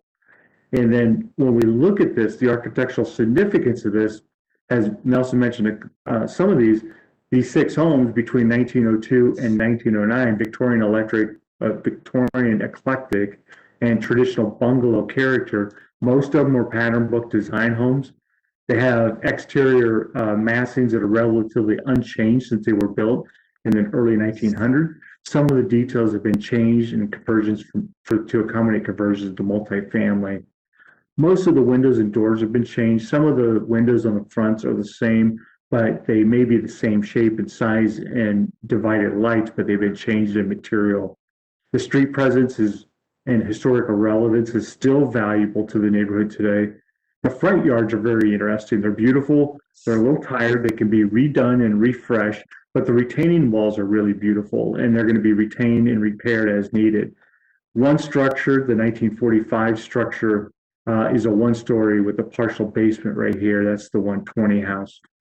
The 3-story apartment building here with a basement is considered seismically unsafe, and it's been vacant for a number of years, and it's going to be rehabilitated so it could be occupied again. Later additions occurred on all 6 of these homes, primarily because of the multifamily uses that they are. One structure has a 2-story attached addition. That's the addition that Nelson mentioned. Is back here. I'll show you that in a moment. The structure with the detached garage is the 136 building. Access is cut off to the park, as Nelson mentioned again. And then all homes either park on the back surface or on the street. There's no other parking. There's no garages here, except for the garage that's not being used at the 136 house. This is the plan view. We'll go back to that if we need to. So when we talk about what's going to get done, each one of these has their own menu of items. It's all cosmetic. The massing, the character is all remaining the same. The entries are all remaining the same, but they're going to get refreshments on the wood trim and the roof. The windows and doors will be replaced if necessary or repaired. Repaint, give them a new paint color and refresh the paint as a part of the moisture sealing system. We'll repair and repaint metal railings where they occur, whether they're support railings or they're guard railing. We're going to repair and refresh the front landscape, add trees, add hedges, and keep the lawn where the lawn is now. Repair the stone or replace, not replace, that's the wrong word, repair or refresh the stone.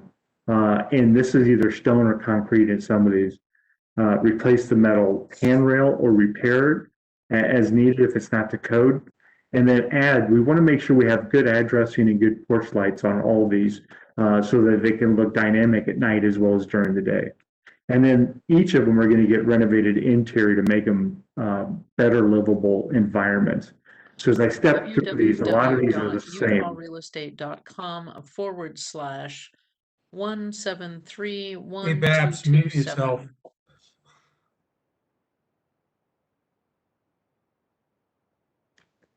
The rest of these have a very similar program of cosmetic exterior upgrades, but they are slightly different. We'll have to replace this garage door. We'll have to take a look at this retaining wall that's concrete, cast in place concrete. And if we could seal it, shore it up, and not replace it, that's what we'll want to do. And maybe you'll get an exterior sealing of it, it'll remain concrete. Same with this home, where you can see it's cracking, the face of it's cracking. We hope that there's a repair for that. We think that there is. We'll have to address this additional stair lobby here that was added on after the original 1907 construction. We may have to keep that, but if we don't need to keep it, we'd like to remove it and open up this full porch again. This home, flat roof, Victorian eclectic, is beautiful.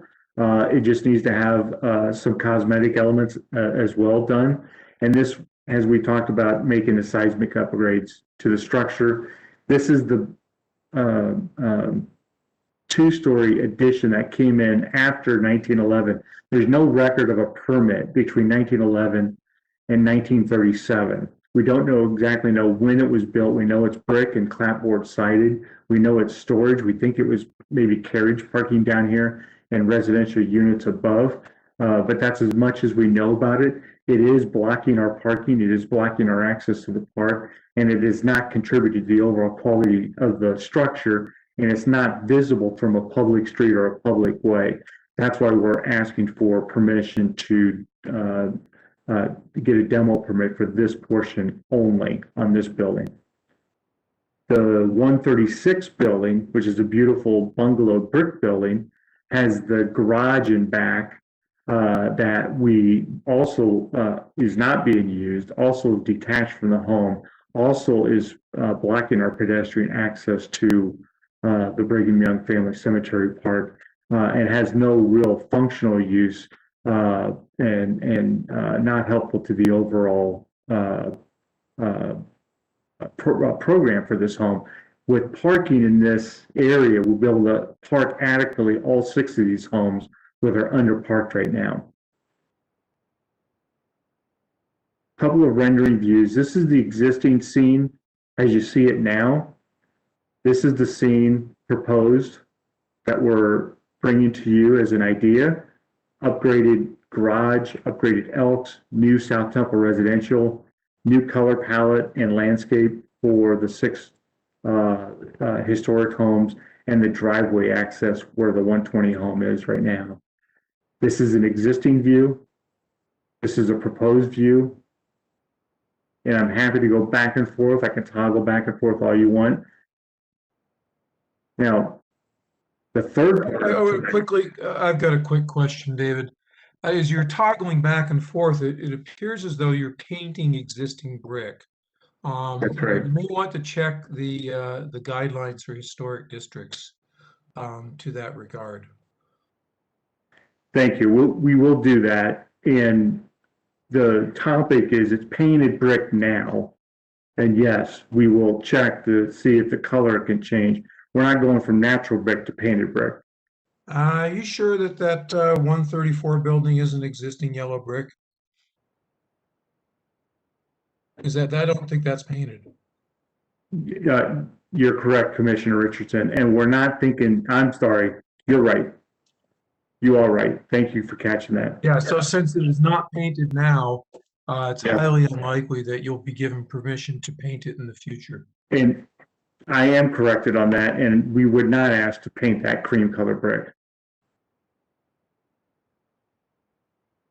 And likewise, the red brick house is still natural and so on. There's Right, if it's that's not right. painted now, just clean it and restore it. Right, the coral color that's been painted over here would be painted, the Yeah. clapboard siding here, and this stucco.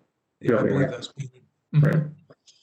We Maybe- are Oh, sorry. thinking that we would like to paint the brick on the garage, but it's a non-contributing building in this district.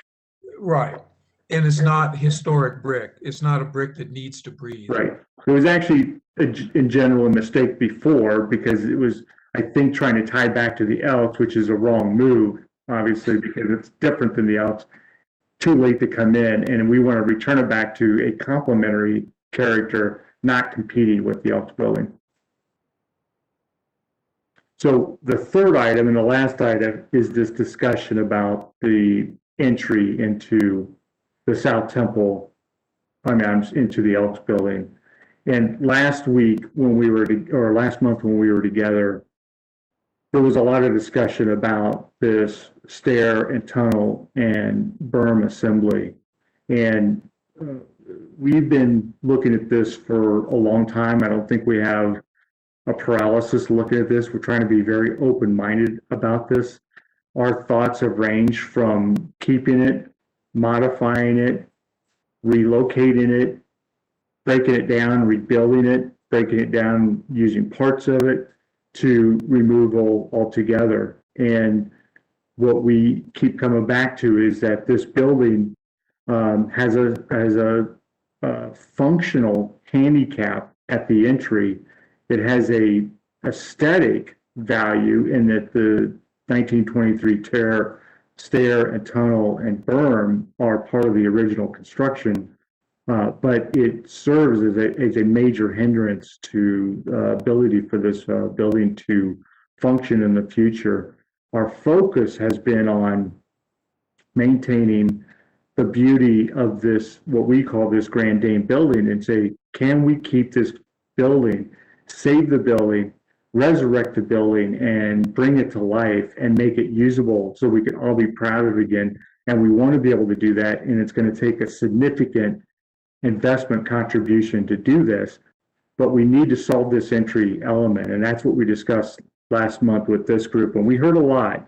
We heard a lot about, work harder, design better, do things differently, just save it, do whatever you can do to save it, expand the tunnel, make it brighter, bigger, make it safe, or put the Grand Plaza up at the upper level and somehow get people up to the upper level with elevators or additional stairs or additional ramps.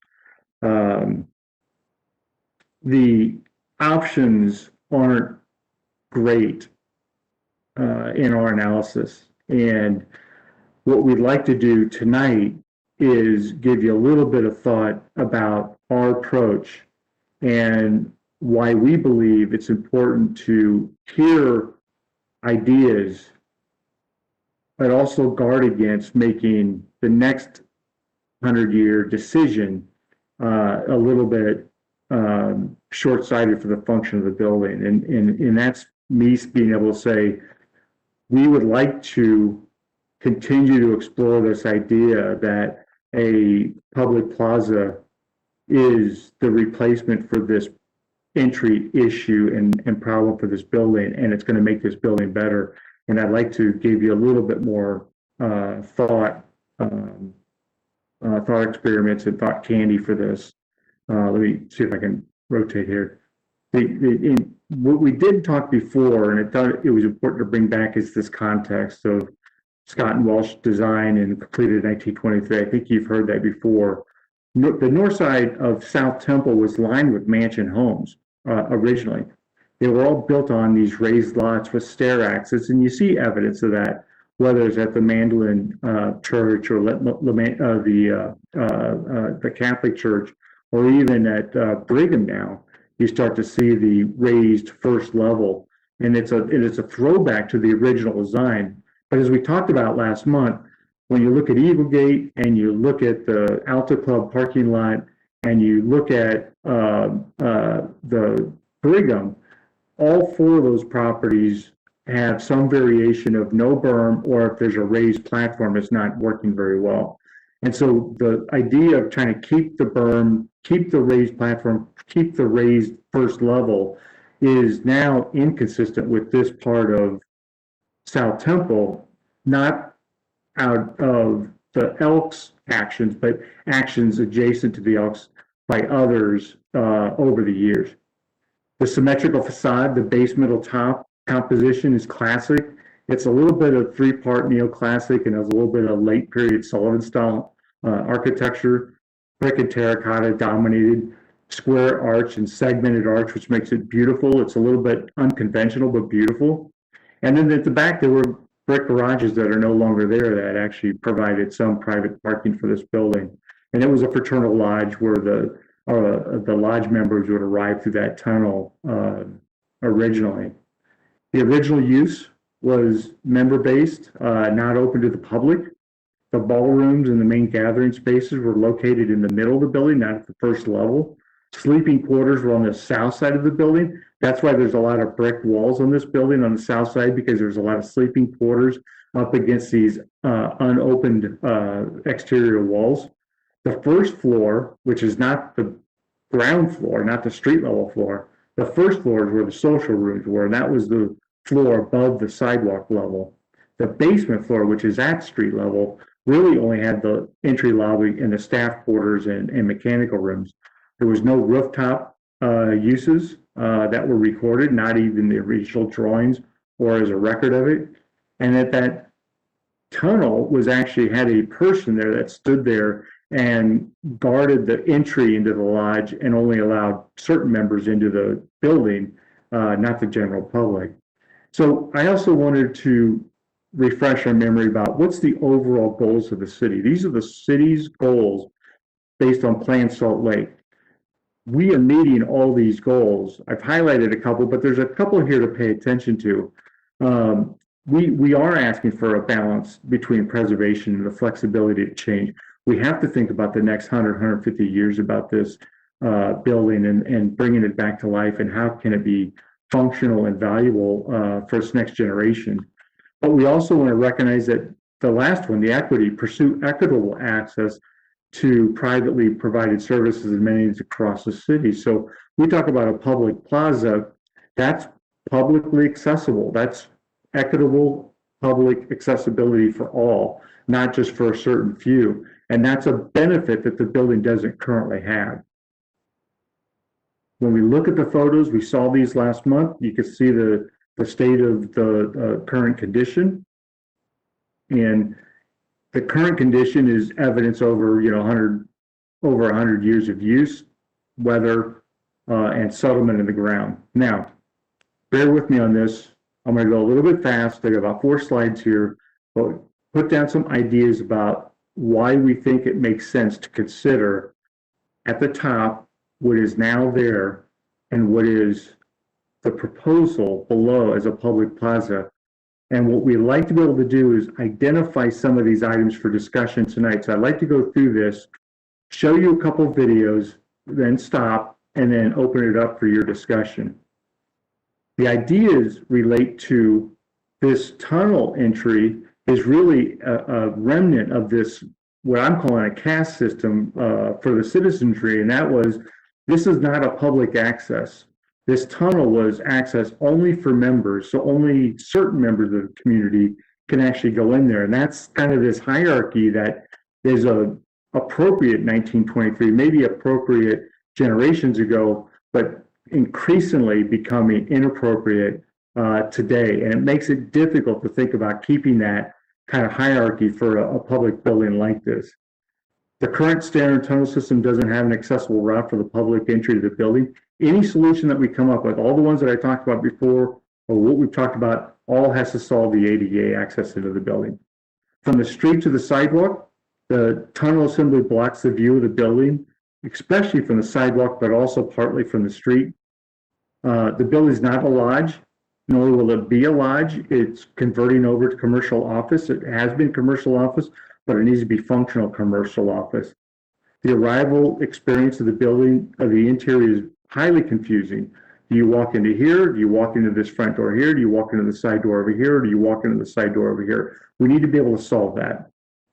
By lowering the grade of the front of the building, the basement level can be converted from non-rentable space to rentable space for either commercial office or retail. This could be retail or office down here. Have eyes and views onto the street, have transparency onto the street, and be lit at night and be active and engaging to the sidewalk and the street.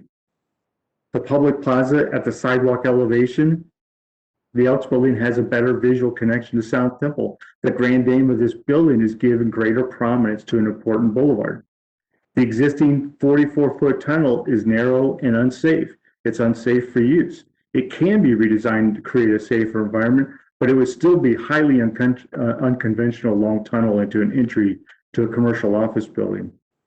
The stair and the raised platform in 1923 did not contemplate handrails for safety. That's going to have to accommodate it if we keep any of this or keep the entry up at the upper level. That's just something we're going to have to do. The pedestrian connectivity would be greatly improved with the plaza down here. The adjacent properties at the east and west have been permanently modified, as I mentioned. The tenant history, a review of the tenants that have been in this property since 2012, 2013, all have cited the lack of an entry that you can either see or access easily is a major hindrance to retaining them as tenants or signing them back up. And it's a major recruiting hindrance to get people to come into this building. The building owner is a property owner of long durations and needs assurances that the building can be rented, has office space in a competitive market. It almost really doesn't make sense to do commercial office right now in this climate of our economy and this part of downtown. But that's what this building really wants to be, that this building needs to be built in a way and renovated in a way that it can survive and be a viable marketing operation. And I think the last 3 or 4, in this post-COVID commercial office market, some of what we would call the new normal, I don't quite like that term anymore, but the idea that people want to be outside, whether they want to be in these pocket parks, they want to be in these plazas, they want to be up on these amenities, that's all right in front of us right now, very important, and it's going to be important for us to think about in our markets even after the pandemic. From an operations and security standpoint, the tunnel doesn't function well now, and it will not function well in the future. It wouldn't be built today if I proposed it to you. It probably wouldn't be approved today if I proposed it to you as a new item. And the last one is that the property owner has a long track record in Salt Lake City of preserving and rehabilitating historic elements and other redevelopment opportunities within the city. This is just different because it just doesn't work functionally. And we have to recognize that. And that's what we're trying to add light to say that if it just doesn't work functionally and it hinders this building to be successful, then that's what we have to try to deal with. And that's where some of these hard decisions have to be confronted. And that's what we're asking you to do with us. Why would we want to keep the stair and tunnel assembly? It's an original design feature. It's part of the original construction in 1923. It's recognizable, as a lot of people understand, it's recognizable as this part of South Temple in this part of downtown. People say, oh, that's the entry to the Elks building. That's important. And it's also perceived to have significant historical relevance to the fraternal lodge entry. Even though it's not a lodge anymore, it's part of the history of the building itself. So what I like to do is show you a couple of videos, and then I'm just going to pause. So it's side-by-side videos. The first one is the real condition now, and then a video of the proposed design in 2 different versions, and then I'll be quiet. This is the current condition, obviously, actual video taken within the last couple weeks after our March hearing.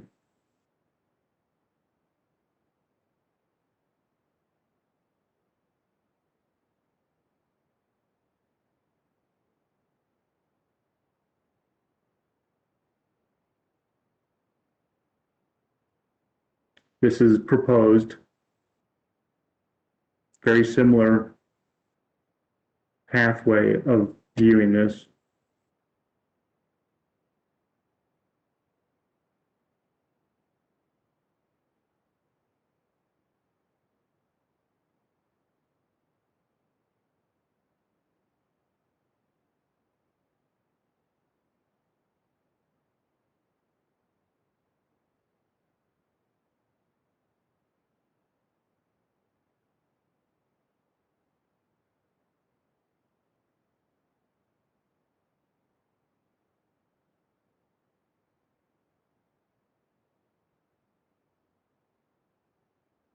And as we walk down the other direction, I'm reminded that we talked about how much these sidewalks are used by pedestrians, and we continue to see a lot of use by pedestrians along this sidewalk.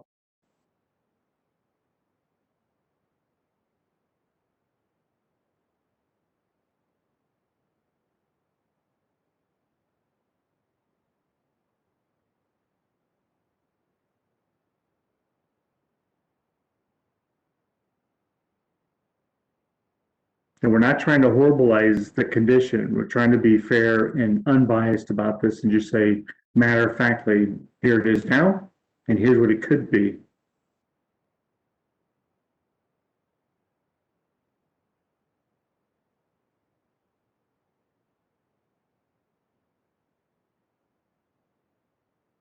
This building doesn't really deserve to have two entries, one at the street level and one above it. It deserves to have one main entry with an address that the building could be proud of.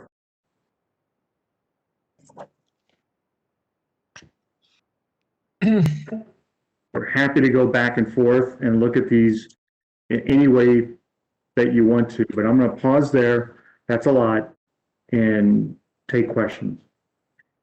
All right, thank you, Mr. Davis.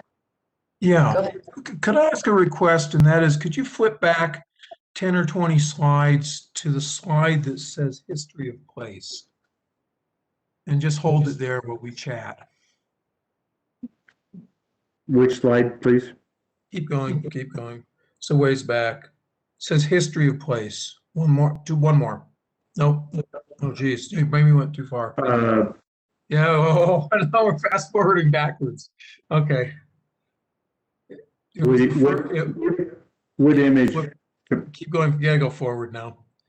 It's right, it's either before or after that one. There you go, that works, that's a good one. This one? One back.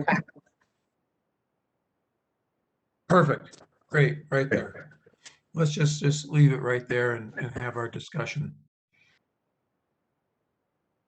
One of the beauties of being able to take a photo in the winter is that the trees are defoliated and you can actually see things.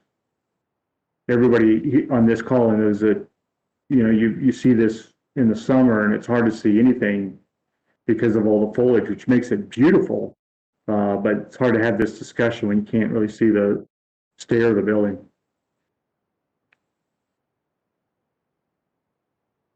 Great. Do we have any other questions for Mr. Davis before we go into work session? I have a question. What's not accessible? David, go ahead. No, I just wanted to leave it on that history of place. I think that's an important. My mistake. I just hit it. I was flipping a page and it hit it. Yeah. We keep talking about accessibility, but isn't the tunnel right now like the most accessible entrance for someone coming in off South Temple? Oh, heck yeah. You could roll. What's not accessible about that? No, it's actually not accessible. It's not. It's a narrow, unlit tunnel to a door into a basement of a building that's not rentable space. I mean, I've been in. No, it meets the ADA requirements, believe it or not. I've been through that. There's a lobby in the building that leads you to the stair or the elevator. Yep. So what doesn't meet ADA about the tunnel is what I'm asking, I guess. Not that it's dark, not that it's not appealing to walk through, but what about it is not accessible? There's stairs inside the building when you walk in. So the basement level is at a different elevation than the sidewalk elevation. We're talking about lowering the building to basement level, so I don't understand the argument. And I'd like to add too, aren't there stairs from the sidewalk going up to that sort of plaza area? So, and if so, then we would need a ramp as well if it's going to be truly accessible. We would need a ramp or elevator to get up if there's a door here, and currently this building has two entries. The one connected to this tunnel, you walk at a level plane and you go upstairs to the basement.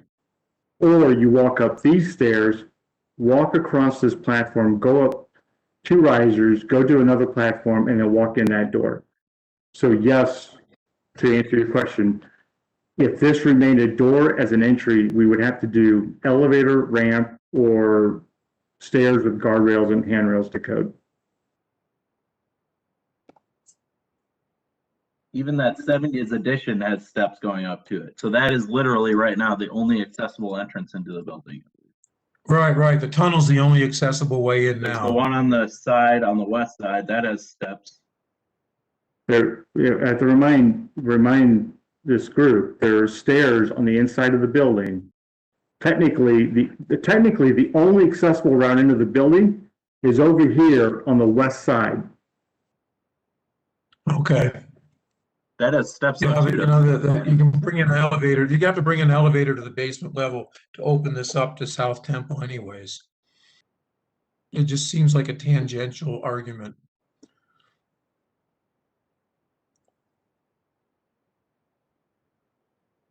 So this is just, the entrance there is just historical and not really usable is what I'm getting. Well, I would dispute that. I mean, Well, it's a dark tunnel that has stairs to somewhere. It's not ADA. but I think It could easily be converted to an accessible entrance. I think that the argument here is, do we want to approve a building that looks like it belongs catty corner, it's down the street at the City Creek Mall? Or do we want to approve something that's appropriate for this historic building? Are you talking about the new building, David, or you're talking about the? Well, the architectural renderings to me look like they belong to Curtin McConkey over at City Creek. I'm not sure I understand that comment. This building is unchanged from It's the. changed radically. You're changing the primary facade by adding another rez-de-chaussée. What is the rust stains coming out of the granite by that entrance? Do you know where that comes from? We think that there's reinforcing steel in the block, Yeah. Oh, okay. and there's seepage coming from either the other side or down to the block. Okay. Yeah, it needs to be restored. There's no question about that. Mhm. I Definitely. think that a good argument was made though about balancing, a need for change, and I'm just gonna play devil's advocate to you, Dave.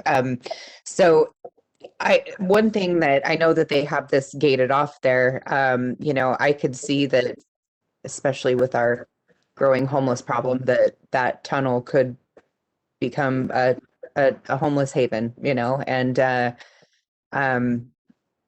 it seemed to me that the plaza area, it looked like there were some modifications that were made sort of with those columns that kind of mimic what's already here. I think that he listened to us last month when we were talking about if you're going to remove it to include some kind of elements that that reference what's there originally. I would have liked to have seen more of an arch feature or something there. That would have felt better to me personally. Is there a way, and we haven't seen this in any of these renderings, to actually move the arch up to that plaza and incorporate it into that plaza.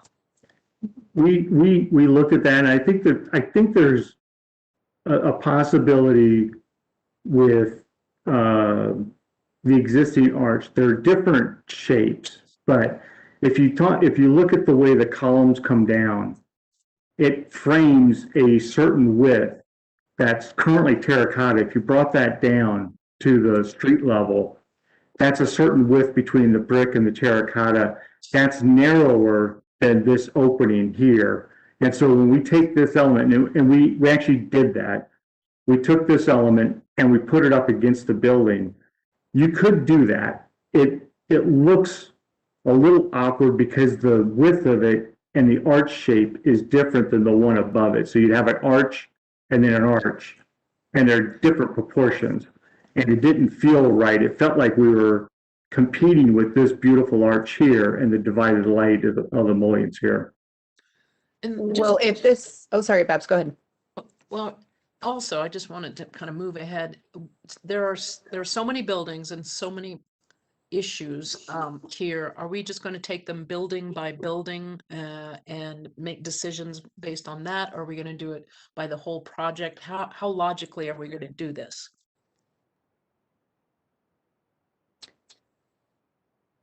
You know, I think that there's so many elements on this project that we sort of have to take it bit by bit. And I think especially with this arch issue, this was something that we spent a lot of time on last month, a lot of time. And I don't necessarily want to do that again tonight.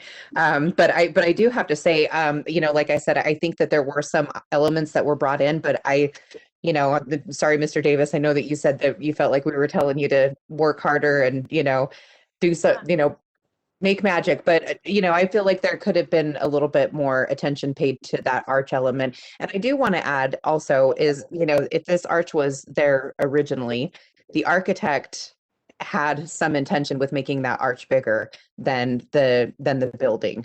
It doesn't have to butt up against the building, you know, but you know, that was how the architect originally planned it. So it had meaning to him. It's, I guess in you know, parts of conversations, I think it's fair to say that we probably have looked at least 10 or 12 options here where we, as Commissioner DeLay asked, you know, take the arch, put the arch up against the building, take the arch, put the arch somewhere else. We looked at keeping the wall where the arch and the stair is and removing the berm and having a plaza behind that. Then we looked at keeping the stair and keeping the platform at the top and taking the berm away, and then and you walk through the arch to get to the plaza, to get to the building. Then we looked at an option where we actually bridged across from the platform to the entry, and the berm was gone, but there was a plaza with a bridge over the top of it, and you walked up the stairs, walked across the bridge, got into the building as a new building, but then it had two entries still, one at the ground level and one at this first level. There's permutations of that number greater than 10 or 12 that we looked at in a lot of different options. So what did you not like about the permutation where you keep the wall and get rid of the tunnel, but keep it as kind of a feature out in front of the building? Because to me, that's kind of some middle ground. Like there's no middle ground right now. Like, yeah, I'm not saying you have to keep the tunnel, but demolishing it is one very far end of the spectrum to me.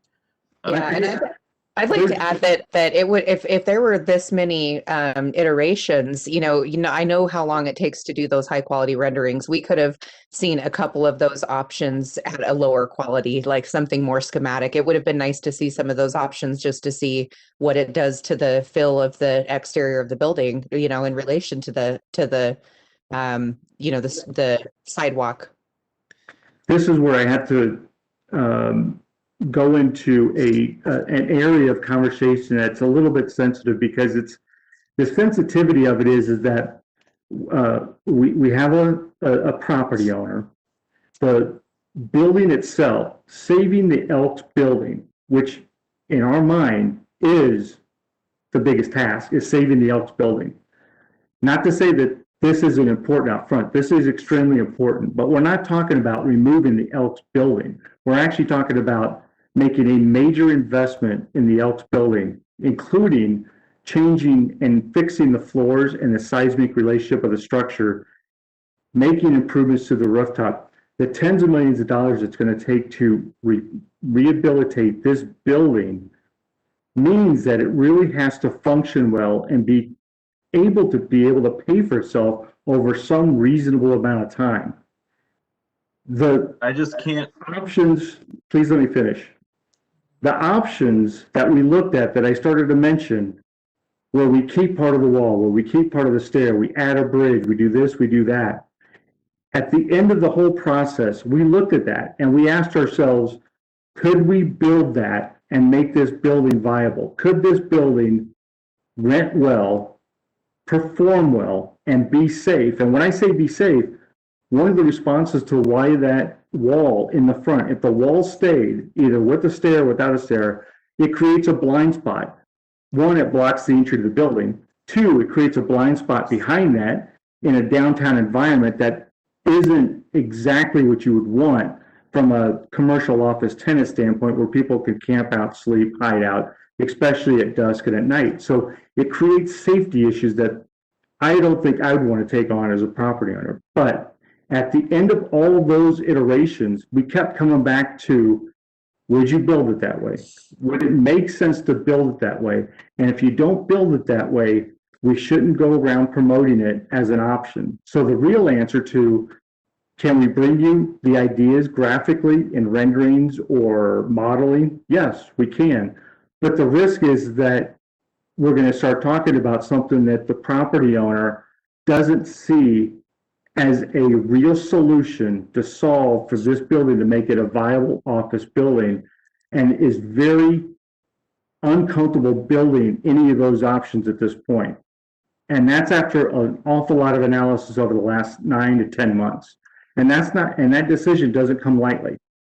This has been a very difficult set of decisions to have to try to get through. So we hear the commentary, we hear the preservation in the voices, and we hear the save it. We think that there's another way to look at it, and we don't think that there's a way to save it in its current position and get the type of building that it makes sense to invest in. I believe you. We're here to talk about preservation, not about economics. That's what makes it a little uncomfortable. That's why I said at the beginning, that's something we really want to get into, but it is part of the thinking that we're not trying to bring you into the economic equation. But you have to understand that there is a lot of things going on besides this. And yes, your role is on the preservation side and the architecture and the way this looks and the way it contributes to the community. I can only try to be as honest as I can with you in response to the questions I'm hearing.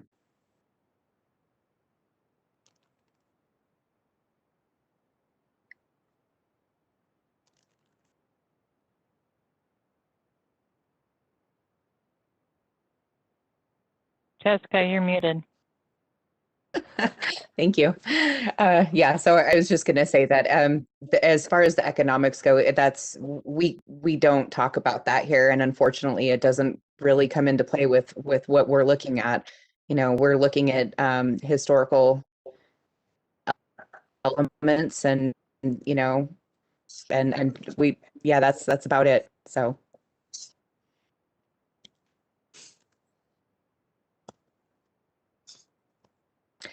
Aiden, do you have anything to chime in on? Yes, I think on that note, in talking about preservation, I'm not sure if I caught the process of how this is going to work. Are we going to go through each work item? Are we going to go through each structure? I've been really thinking about, since our last meeting, our post-war bungalow. So I was just wondering in what order we're going to be getting to these items.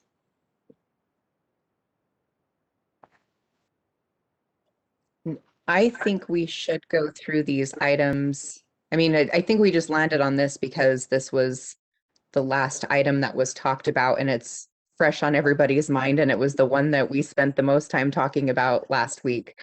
But we will definitely go through the list of items that staff wanted us to talk about this evening. Okay, thank you, Jessica.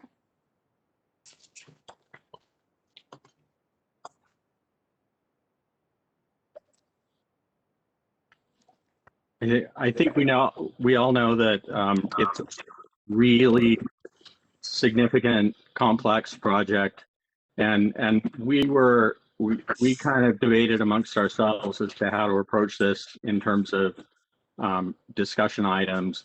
You guys are doing great. Keep going. Yeah, I would like to offer a proposal that may prevent us from being here all evening. I think that, maybe what I'm hearing some of the other fellow commissioners is that we don't feel like we've seen enough in regards to the tunnel and the entryway to the Elks building. Is it possible for us to maybe table that discussion for a future meeting and have a work session for that item alone, and then maybe discuss the other items? I don't know if that's possible. I like that idea. I could see us spending a lot of time talking about this one item.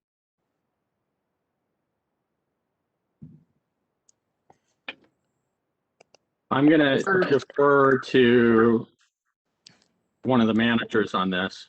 I think that that's certainly possible. You could ask for Yes. another work session. I think so too, but I think one question that I'm hearing from members of the commission to the applicant is if the applicant is willing to bring back any other iterations or not willing to bring back any other iterations. Because I think that, and that might not be a question that David can answer right now or needs to answer right now, but I feel like that's a question that was on the table that might help us move forward as well. I agree. I agree too.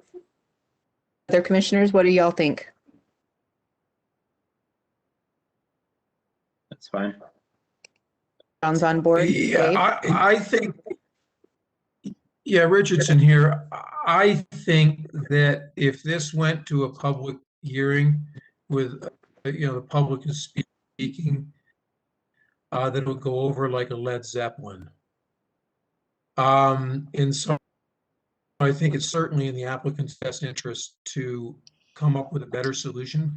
And that at that point, it's going to be more difficult to, woo a community in general, rather than just try and sway the opinions of a handful of commissioners, in my opinion, using things that are irrelevant to history. I think this is a really difficult challenge because this arch, which is granite, looks like it should be in front of the structure up the street on 7th East there, the Mason Hall. Whereas behind it here, it's got this terracotta face on the front of this building. To me, it's almost like two different eras, and it is historical and it's very groovy, and it's super difficult, I'm seeing, for us to figure out and the developers to figure out how to appease the design elements and the community here. I would like to see all the pieces just on a list for us to say, all right, with X building, we need to vote on A, B, C, and D. With Y building, we need to vote on X, Y, and Z, so that we have here some sort of spreadsheet on what it is we're supposed to address, because this is huge. This is like talking about City Creek, which took us 13 months to get through on Planning Commission. Wow. Yeah, I think Yeah. that's Me too. And also, oh, I'm sorry, Aiden, I didn't mean to cut you off. Go ahead. No, it's okay. I was just going to ask Nelson if, or do you, Nelson, was there a staff report drafted for this work session or for both of the work sessions? In terms of findings or, I mean, you have the memo. Right, okay, the that memo. was- Yes, we- I we guess I'm read just that, wondering. yeah. Okay, thank you. I guess I'm just wondering more specifically in the historic district landscaping codes where this would fall into, and I guess if we could be provided with like the specific exceptions that this proposal would be invading, I guess that would be nice to make a decision. Okay. Yeah, that would, that would be part of the formal staff report, which we were seeing these more as an informal conversation, and then final proposal would come through, and that's when we would make the findings. That's when we would more of what you're used to in the decision making process. Right. But we can include that in another memo, Aiden. Absolutely. I hear what you're asking, and I hear what Babs says as well, like maybe more of a bullet pointed list of here are the top elements, and then any exceptions kind of like out in bold. And what I'm also hearing from Jessica and the rest of you is that there's a lot in this work session phase, and maybe it was too much for tonight because I don't feel that we've gotten to a number of the other work session items. But I think that that's also a discussion between you and the applicant as well.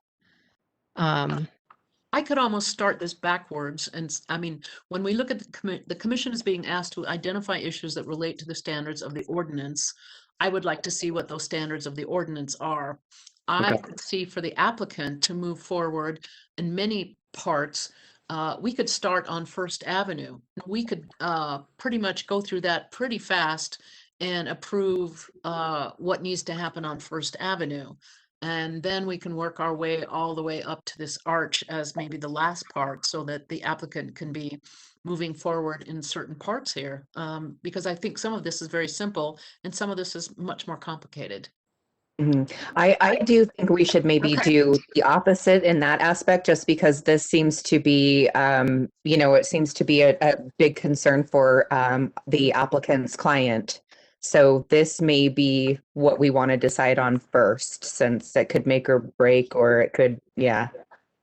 No, I don't think Let so. me remind you that you're not deciding. I mean, you can certainly, yeah, you can certainly give them feedback and say, no, yes, thumbs up, thumbs down, but this isn't the final decision. Okay. Yes, absolutely. Thank you. But how to phase out these work sessions, we had a lot of discussions with the applicant's team. And this is the Elks obviously is a very important piece to this redevelopment project. So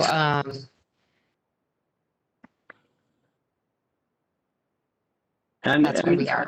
It may be, I don't know, you may want to ask the applicant if this could be a staged type of approach. I think that's kind of how City Creek went, where some things were kind of decided on and even approved, and then other aspects went, as the project developed, those came up for formal approval. So it wasn't all one case like it is now. We had the Sky Bridge as one whole issue. We had this side as one whole issue. This side is one whole issue. It seemed more logical that way. Are there still Elks in the world? Is this still a viable organization? I have no idea. Yeah. Do they have any input on this? I mean, does this belong to them? I'm not sure. That's a good question. Reaching out to them might be an interesting experience. Maybe they want to move it. They sold it in 1975, I believe. Oh, okay. So it's been almost, what is that? Almost 45 years since they had any claim to this building other than its association. Okay. Well, maybe they'd want to move their arch somewhere. Yeah. It, you know, if you, civic organizations are gradually kind of fading away as the staunch members die and there aren't new ones. But I know that there are Elks. Wasn't David? Yeah, I one? just Googled it. There's 3 lodges in Utah. There appears to be. So how would we Do like you to remember? proceed? But you know, they're kind of like another, you know, they certainly could entertain, we could entertain that input like we could any other group. But in terms of standing, I'm not sure that they have more or less than anybody else. Michaela, to answer your question, I really think this needs to be broken out in parts, like First Avenue, those 5 homes that are going to be rehabilitated and refreshed. Then Okay. the one that is going to be demolished or not demolished. Then you know what I'm saying, just sort of logically go through each part and then have the bullets for that, what we Okay. need to look at. I think that will help us really fine tune this much quicker. And then we're just asking the applicant if there's any other options or ideas for this arch. And we understand it's very difficult for many different reasons, but I think we can get through this a lot more quickly and logically. Okay.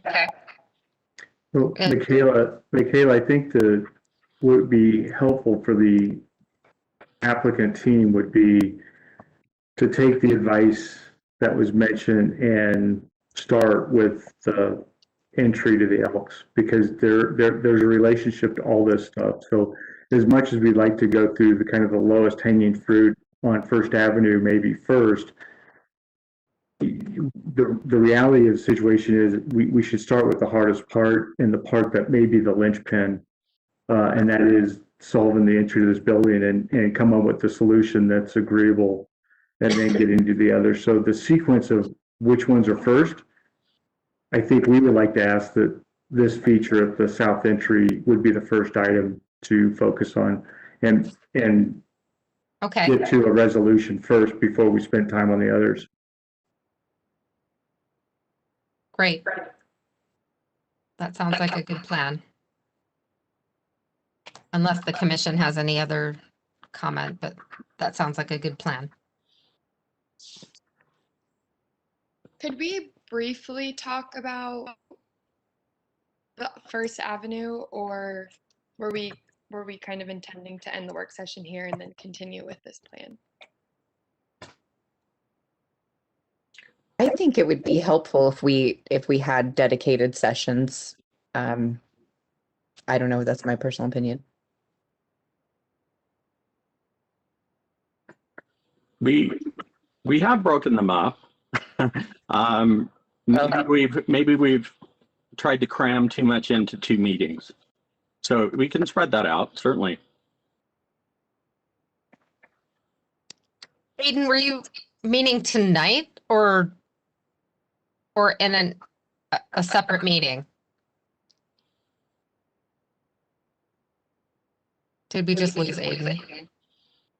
Aiden, did you hear Sorry, Michaela? my bandwidth is. Nope, that's okay. Can you hear me? Yes, thank you. Okay. I'm sorry, my bandwidth is really low for some reason. All of a sudden, can you hear me now? Yes. Okay. I think I did hear you, Michaela. Were you asking if we were going to continue or end it here? I was asking if you were trying to, if you had thoughts this evening that you wanted to discuss, or were you suggesting that you talk about First Avenue at another meeting? Or I guess I just more so have a few things that I wanted to ask the commission,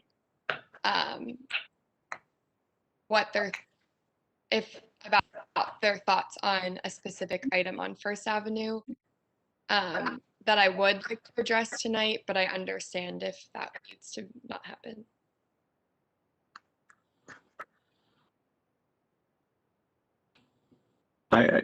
Just to clarify, is that the demolition, the 121st Avenue, or the other building?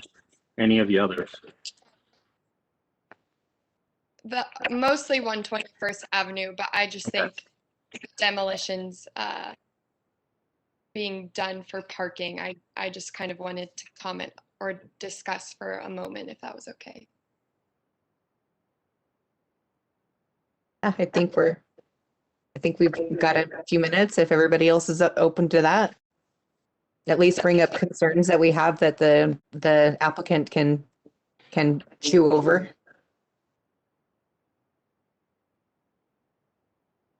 I think it's clear that there's work to be done on the front of the Elks building.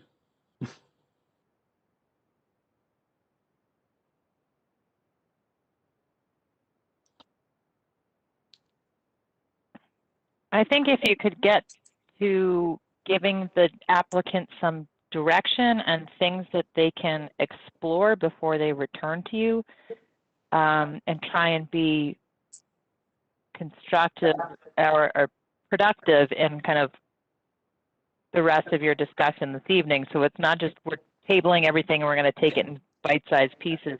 I think they need to know what they should be working on before they come back to you. At least, you know, if you can give them some things to go on and then they come back and then you give them more and then, you know, however you decide to break that down. But I do think they need some direction from you at this point. And to kind of build on that and what Bab said is that if it's as simple as, you know, coming up with a few of those bulleted points, or, you know, just items as we go through, then that would be very helpful for us as well. I guess, Molly, that's part of my frustration, though, is that it felt like last work session we gave ideas and some constructive ideas on the entrance. And then this work session, it feels like the message was, we heard your advice, but we're not going to explore those other options. John, I completely agree, and I'm actually a little bit annoyed. You can probably hear my voice that we're rehashing exactly the same thing. I feel like my time has been wasted as a commissioner and that my views as a commissioner have not been respected. And I'm taking this personally. I shouldn't. I'm sorry. I have to agree with you, with you both, and I didn't want to state it so bluntly, but I do feel like our recommendations from the last session were ignored, and I do also feel like my time was wasted this evening rehashing and not, you know, it's, yeah, we need to get somewhere with this, and I think that the first piece to the entrance is that we really do need to see a couple different ideas. I don't think it's acceptable to just have the one iteration in front of us.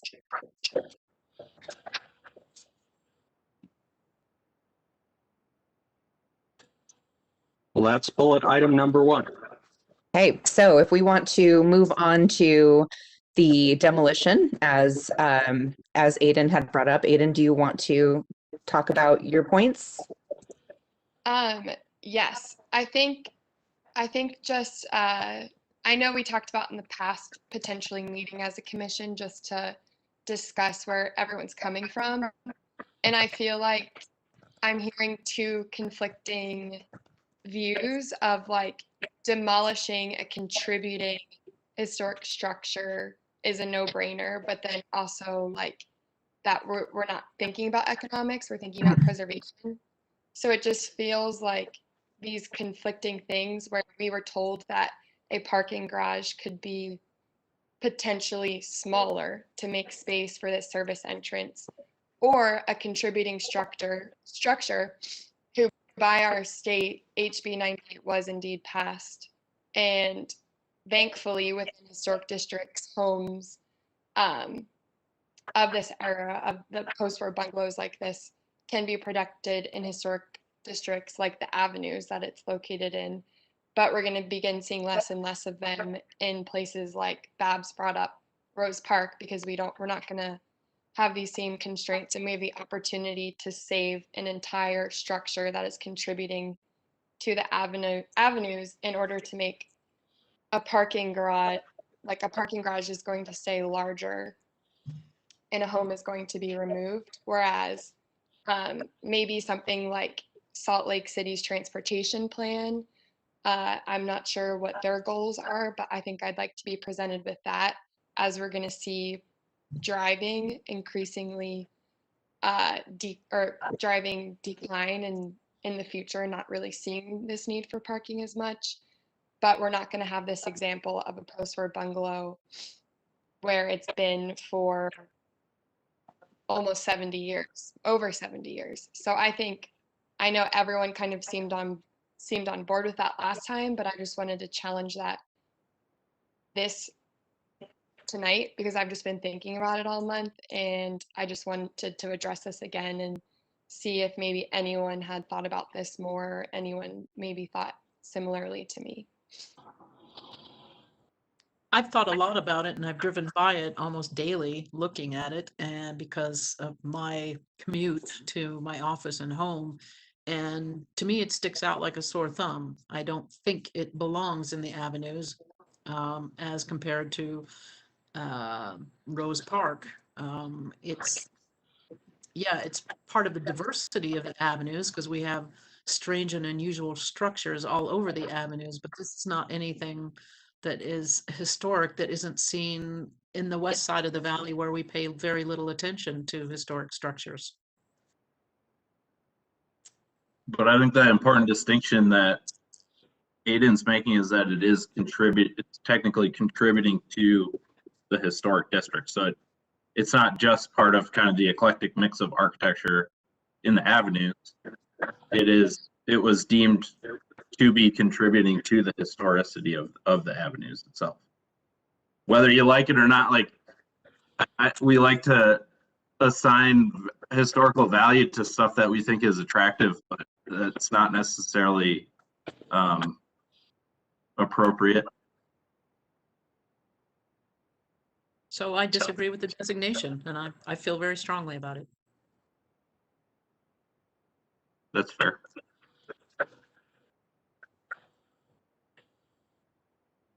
So is that another bullet item? I think it, Putting think it together more is. information? yeah, I think so.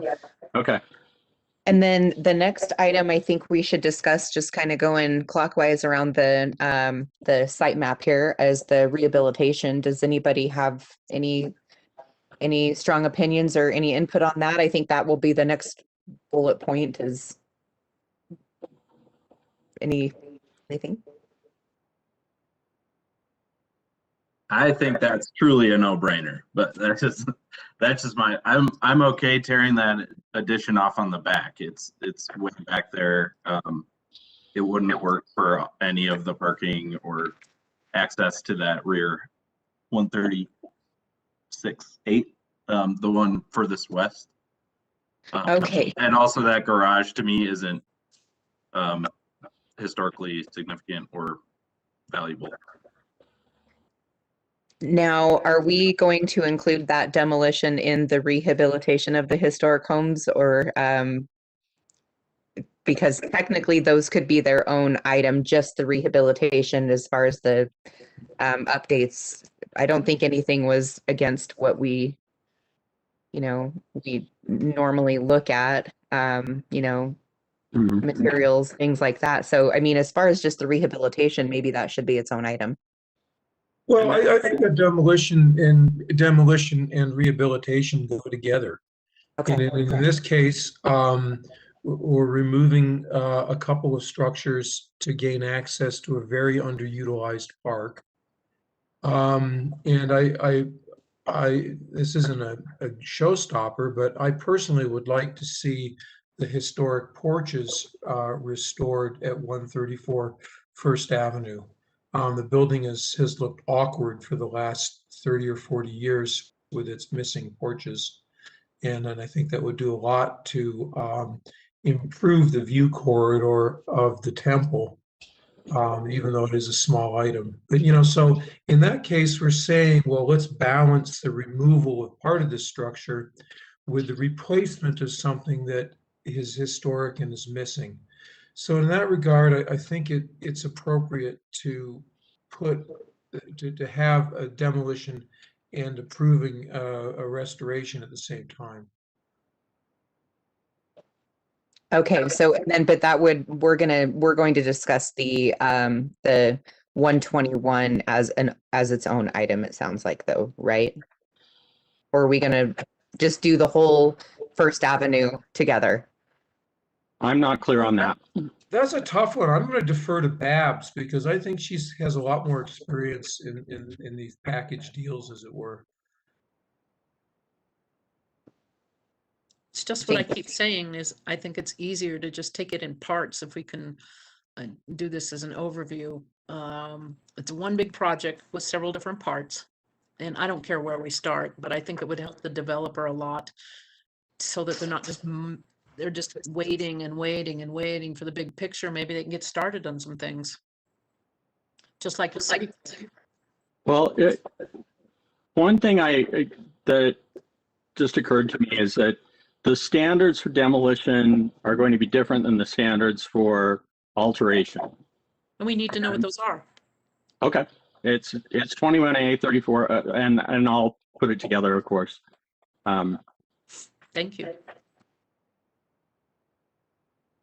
Okay, so Nilsson, does that make sense that I think we should have that as its own, that the first step? Okay, all right. Yeah. And then we're going down to the residential building to the east of the Elks. Before we move on to that, can I ask a quick question? When we looked at the scope of work that they were proposing for the historic homes, we felt like those would be, if you were considering them as separate cases and they were coming in the door proposing this, in most cases we would treat that and deal with it as an administrative approval.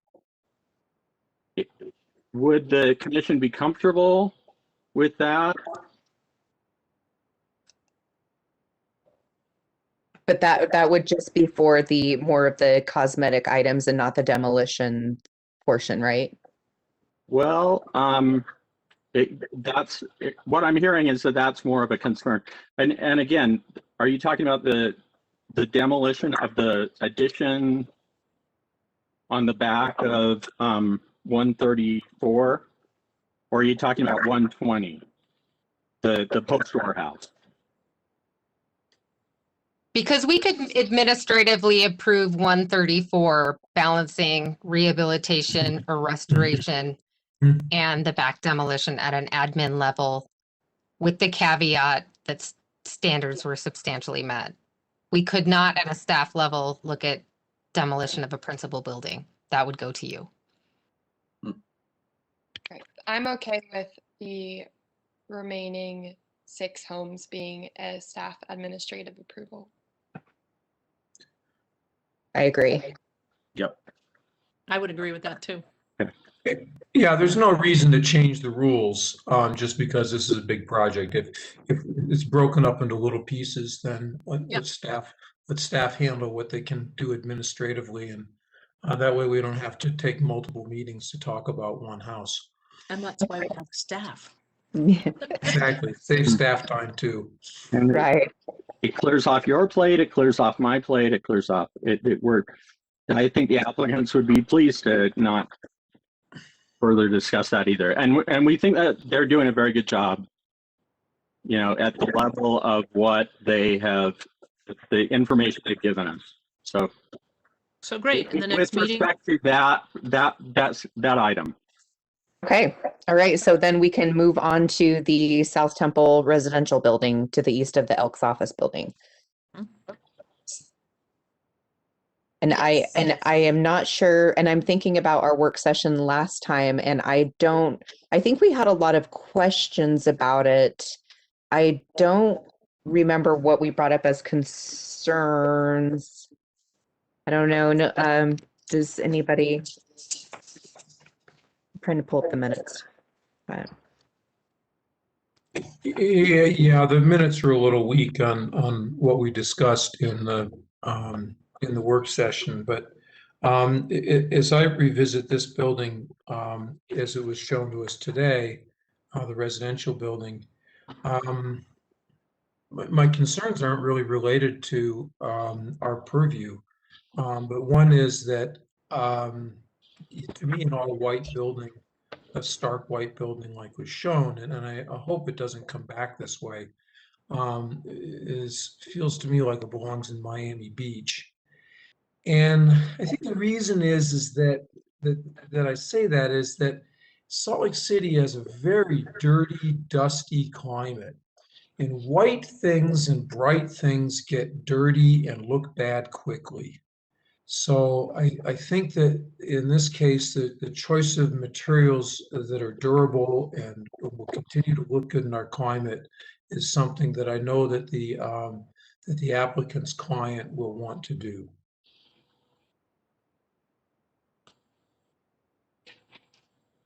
And I'm sure we're going to see more details and all sorts of stuff, you know, in the future. But you know, it's good. They're proposing nice finishes and good windows and so on. But you know, we're going to approve excess height for this building, and I think as in looking, there's a danger, I think, in breaking the project up into parts. That I in the chat room, I agree that we should break this up into parts, but you know, we're offering extra height here, and we're asking the applicant to retain the history of an important building in Salt Lake, and there's a disconnect at this point. And you know, we certainly have the ability to offer even more height. But I think that the applicant and the applicant's client may want to come back with a great historical solution for the Elks Club building and say, yeah, we want to add another floor to this South Temple Tower. So there's an advantage of looking at things in totality. Thank you. thank you. And I think you make a good point. And going back to Mr. Davis's suggestion that the Elks building be the first item, you know, then whatever leeway we're, you know, able to give or look at on the South Temple building comes next. Other commissioners? I agree. And then the First Avenue is pretty straightforward. I mean, that's just an important streetscape, and it's important for the view corridor of the temple, and the intent of the applicant is good. Okay. Other commissioners? Okay, so I think that should maybe be another work session item. I think that's agreed on. Or if the applicant feels like the work session I think we've given a lot of great information on all of the buildings on First Avenue and on this new residential building. I think we've given good feedback on all of these. So whether the applicant wants to put themselves through another work session on all of these properties, it's certainly up to them. I mean, it's a part of the public process. Mr. Davis, in my opinion, I don't think it's necessary. The Elks Club may be necessary, but I don't think it's necessary. Okay. And Mr. Davis, do you have any questions or input? I think the way I'm understanding the last series of comments is that we should focus the next work session on the Elks building, primarily the south entry, and not confuse it with other things in the proposal. And if we can get to a resolution at the south entry to Elks, then we may not have to do another work session after that, it sounds like. That's true. But keep in mind that these are work sessions. And when a project goes to the commission for approval, there's a public hearing and there'll be public input. And And it's just going to be, there's a whole nother set of data that will enter into the equation. And so just because we get you get what you think is positive feedback in a work session is not necessarily fait accompli for project approval. So I understand. And do you have a specific recommendation on the next 1 or 2 meetings? Should there be one more work session, or would you recommend 2? And what would be the subject of the work sessions then? Well, in my personal opinion, if we're preserving the Elks building and we show how we're preserving it, then, it could take one work session or none. But if we need to radically alter this historic facade, then it could take a lot of work. Or it's the applicant's prerogative. They could file an application, right? I mean, they already have an application filed for alterations to the building. They could proceed with that just as an item, and then it's your prerogative to then approve, deny, or defer a decision on that. So I'm kind of after having these 2 work sessions, and I'm not consulting with anybody. This is just off the top of my head, and the applicant may have other ideas, but it may be time to start looking at this formally and reviewing it. And then you will have those findings. You'll have more than you have now, and they'll have a proposal that they can put in front of you and say, okay, this is it. And then you won't be wasting, and then we're in a situation where we progress forward instead of this possibility of talking endlessly. And this is great input. I love it as a staff person. You guys could go on forever, and my room is going dark, but I'm listening and I'm involved. I think we're going to wear you out, though. Right. I think that's, yeah. Great. Yeah, sorry, Michaela. Yeah, I agree. No, that's okay. I mean, I take that point, and I think the applicant will need to speak with his client and think on that one. All those options. Okay, let's move on, kids. Are there any other items that I didn't mention that we would need to talk about, or are we in agreement that we've covered everything and they'll be covered in future work sessions? I think we're all in agreement. I think we get the gist of what we're looking for. Yeah, okay. Okay, well, thank you, Mr. Davis, for your time tonight, and we'll look forward to seeing you again. Thank you. Thank you all. Thanks, Nelson. Okay, next item on our agenda. Give me just a quick moment here.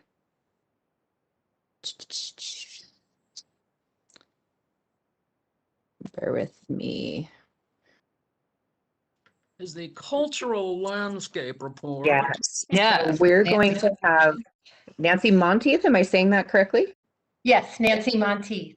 Okay, great. All right, and we're going to hear from Nancy on the cultural landscape reports. So go ahead, Nancy, when you're ready.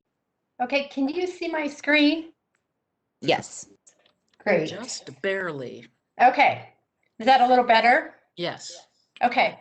Yeah, I'm Nancy Monteith. I am a senior landscape architect with Salt Lake City, and have worked with the city for 7 years, but before that, as a consultant, worked on many projects with the city, and have been in front of historic landmarks for landscapes, Pioneer Park and the 6th East Medians, to get them approved to move forward. And I think from a personal experience, it's always I think with the landscapes, it's been challenging because we don't have guidelines in place. And so there's not a shared kind of knowledge base with which to work from in terms of the knowledge base or the body of knowledge with that you would use to develop an approach, and then also to review the proposal and then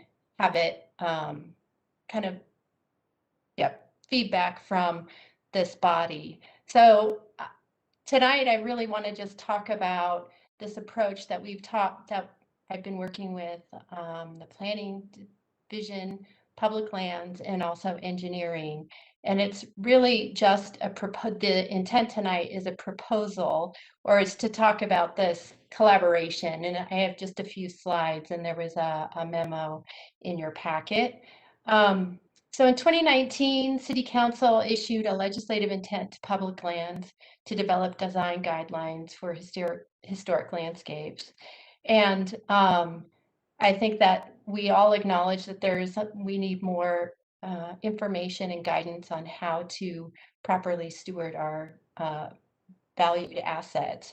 And one of the things that we want to talk about is, rather than design guidelines, which feel like an overarching universal tool that you could apply to a lot of different conditions, what we've learned, and from people who have a lot more expertise in this than I do, and at this, I also want to say that I'm very much a student of this, and I want to acknowledge my peers in the preservation team at planning, who I've learned a lot from in the last 20 years and continue every day to learn from.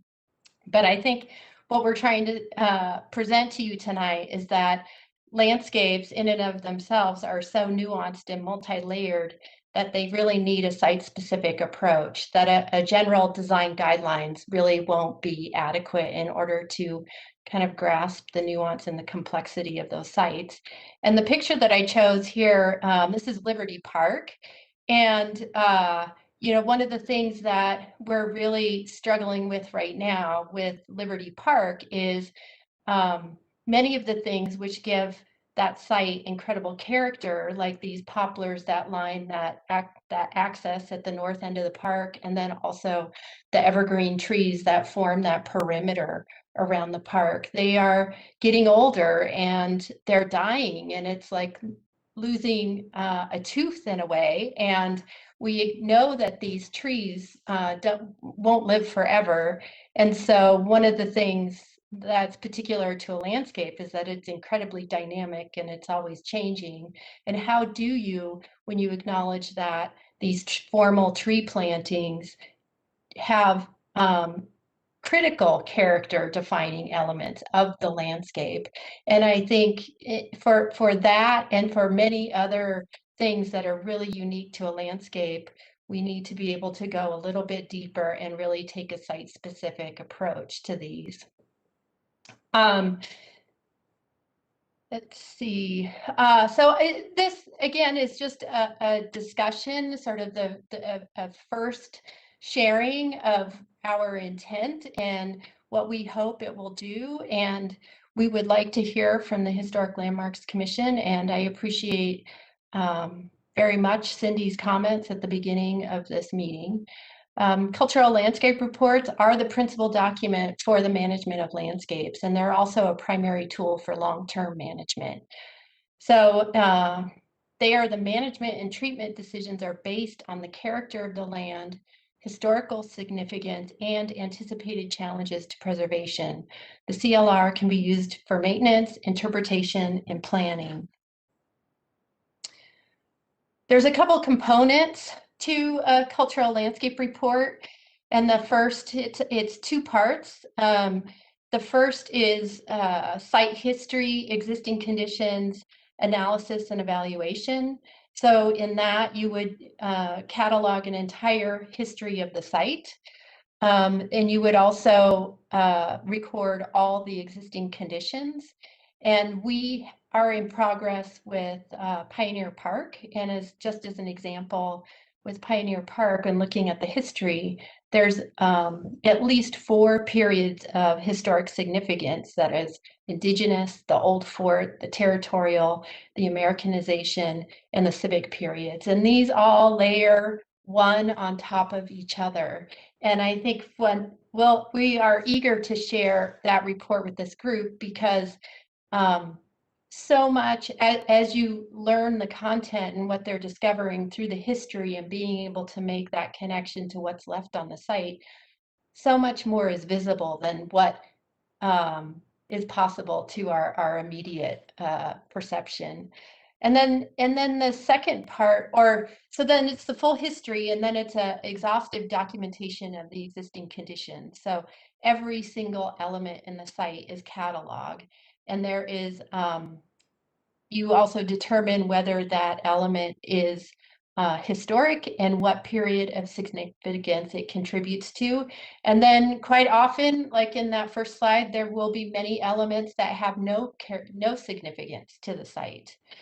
And so that inventory can be used as a tool down the road. And if we go back to Liberty Park, you have, for example, the fireplaces that we're really struggling with because there's a lot of damage and they do get misused quite often.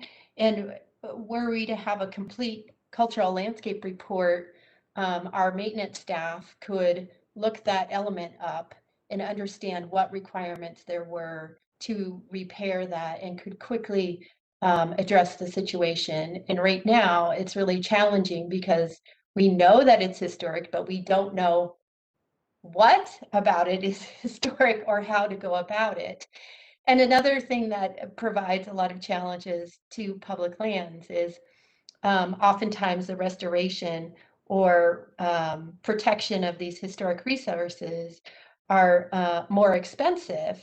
And if we have some way to know in advance what the cost of those things are in terms of planning, we can incorporate that into our funding requests for maintenance and management of those sites.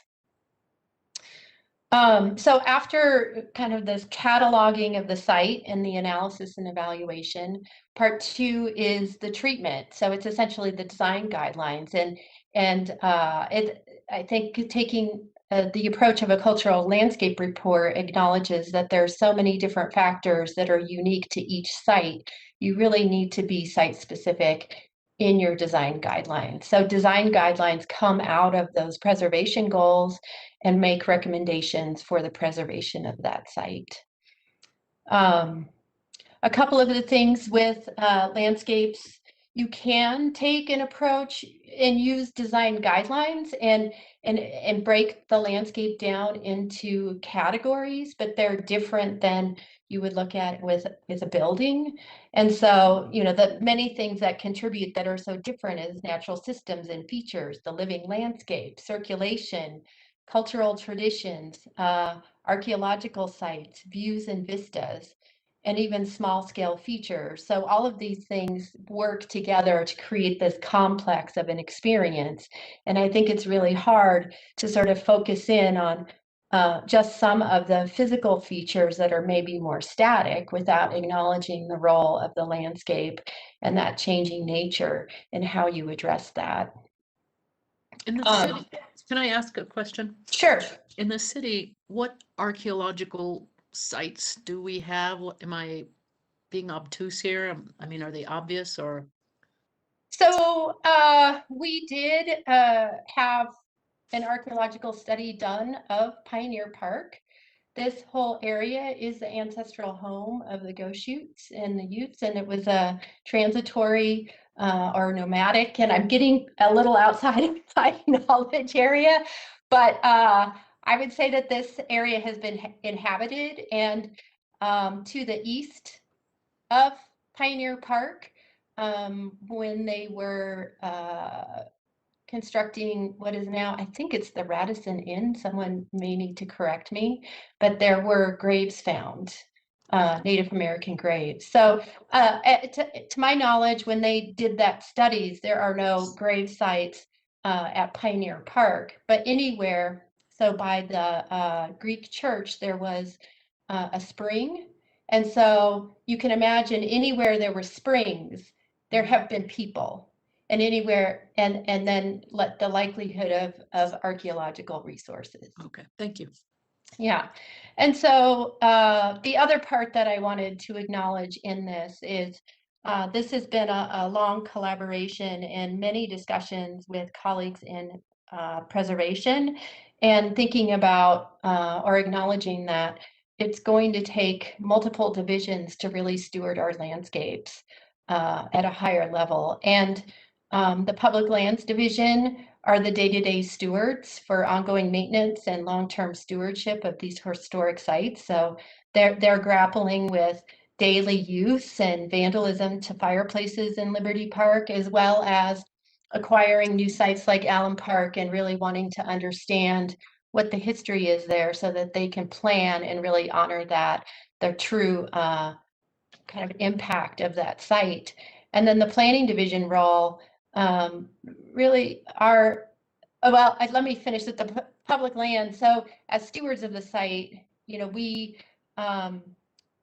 request funding and we respond to the public on priorities.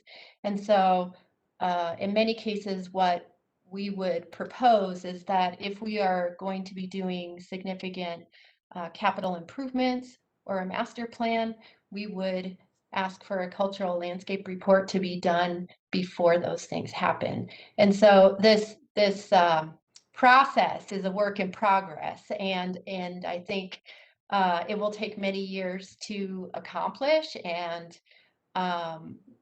we're trying to think about what's the best way to get the best result. And planning division's role is really collaborating and reviewing on the development of cultural landscape reports, and then really providing that information to the public and alongside the design guidelines for architecture and historic districts, and I think help us with this expertise, and also being part of this kind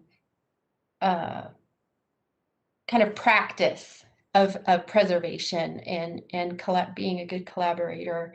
And engineering division's role, they will collaborate on the review and development of cultural landscape reports, but also really need to be cognizant of the CLRs and the treatment recommendations, and make sure that they make their way into the designs and are implemented in an appropriate way.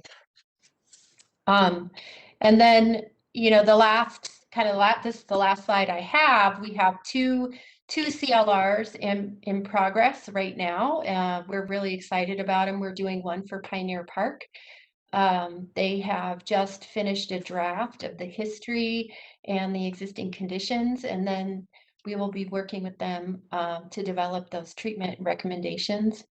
And then we also have one that's just getting started on Allen Park. We also have some current CIP requests, and we have one in the pipeline for Liberty Park, because we would also like to do an update to the master plan there.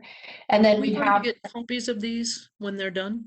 Oh yes, I would hope that they live online in the planning department on the website as a public resource. And we would use them to, I mean, the reason why we're coordinating together too is because we have Laura Bandara in our office who has actually done cultural landscape reports. That's her background, but there are multiple divisions that kind of would use them differently. We are all collaborating to make sure, specifically in planning, that we get all the components of a CLR that we need to present to you, right? Like the history, like if something is proposed in Liberty Park, we want to say, this is the history, this quadrant is important, this building in the aviary is important, this building, this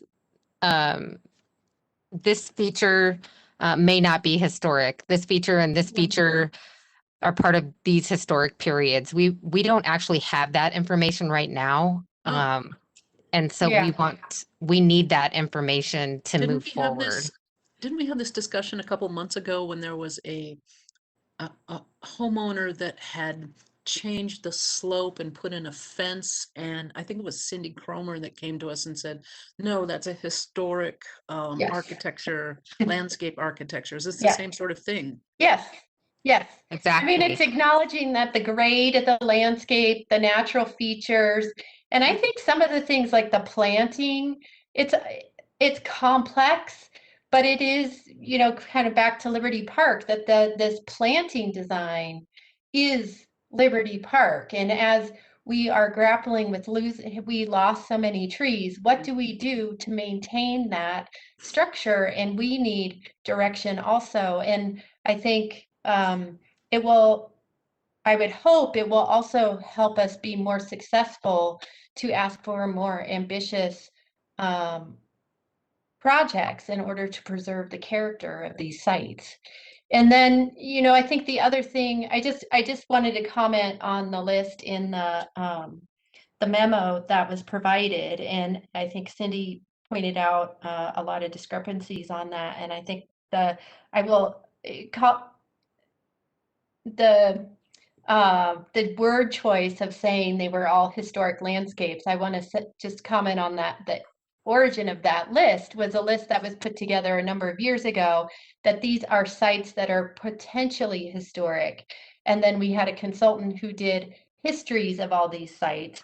But I would say that it's not exhaustive, and it doesn't have everything on it, and we should be adding to it as necessary. There's also the sites that have been designated as landmarks versus those that haven't. I think that's worth looking at. There are very few sites on the west side that are landmark sites, but there are many historic sites. And so all of this is more about a practice and an approach than any kind of static idea about what we're going to do. And just reiterating, we would like to get comments from this group and also from the public on how to move forward. And that actually is my last slide. Are there questions? Thank you, Nancy. Commissioners, do you guys have any questions for Nancy? I know that Michaela wanted to speak for a moment too, but if you guys have questions for Nancy, we could do that. No? All right, Michaela?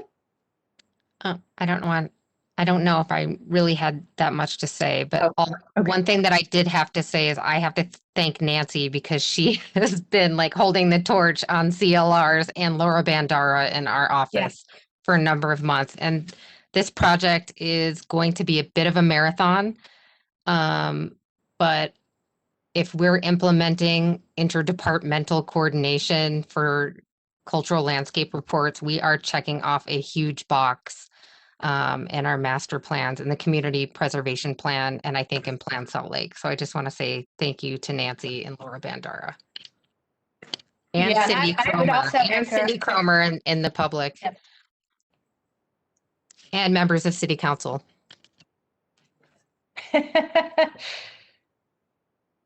I also want to thank Laura Bandera. She has been incredibly diligent and consistent in helping bring us all along in this. I've only come to appreciate the nuance and the complexity of this work over the last few months.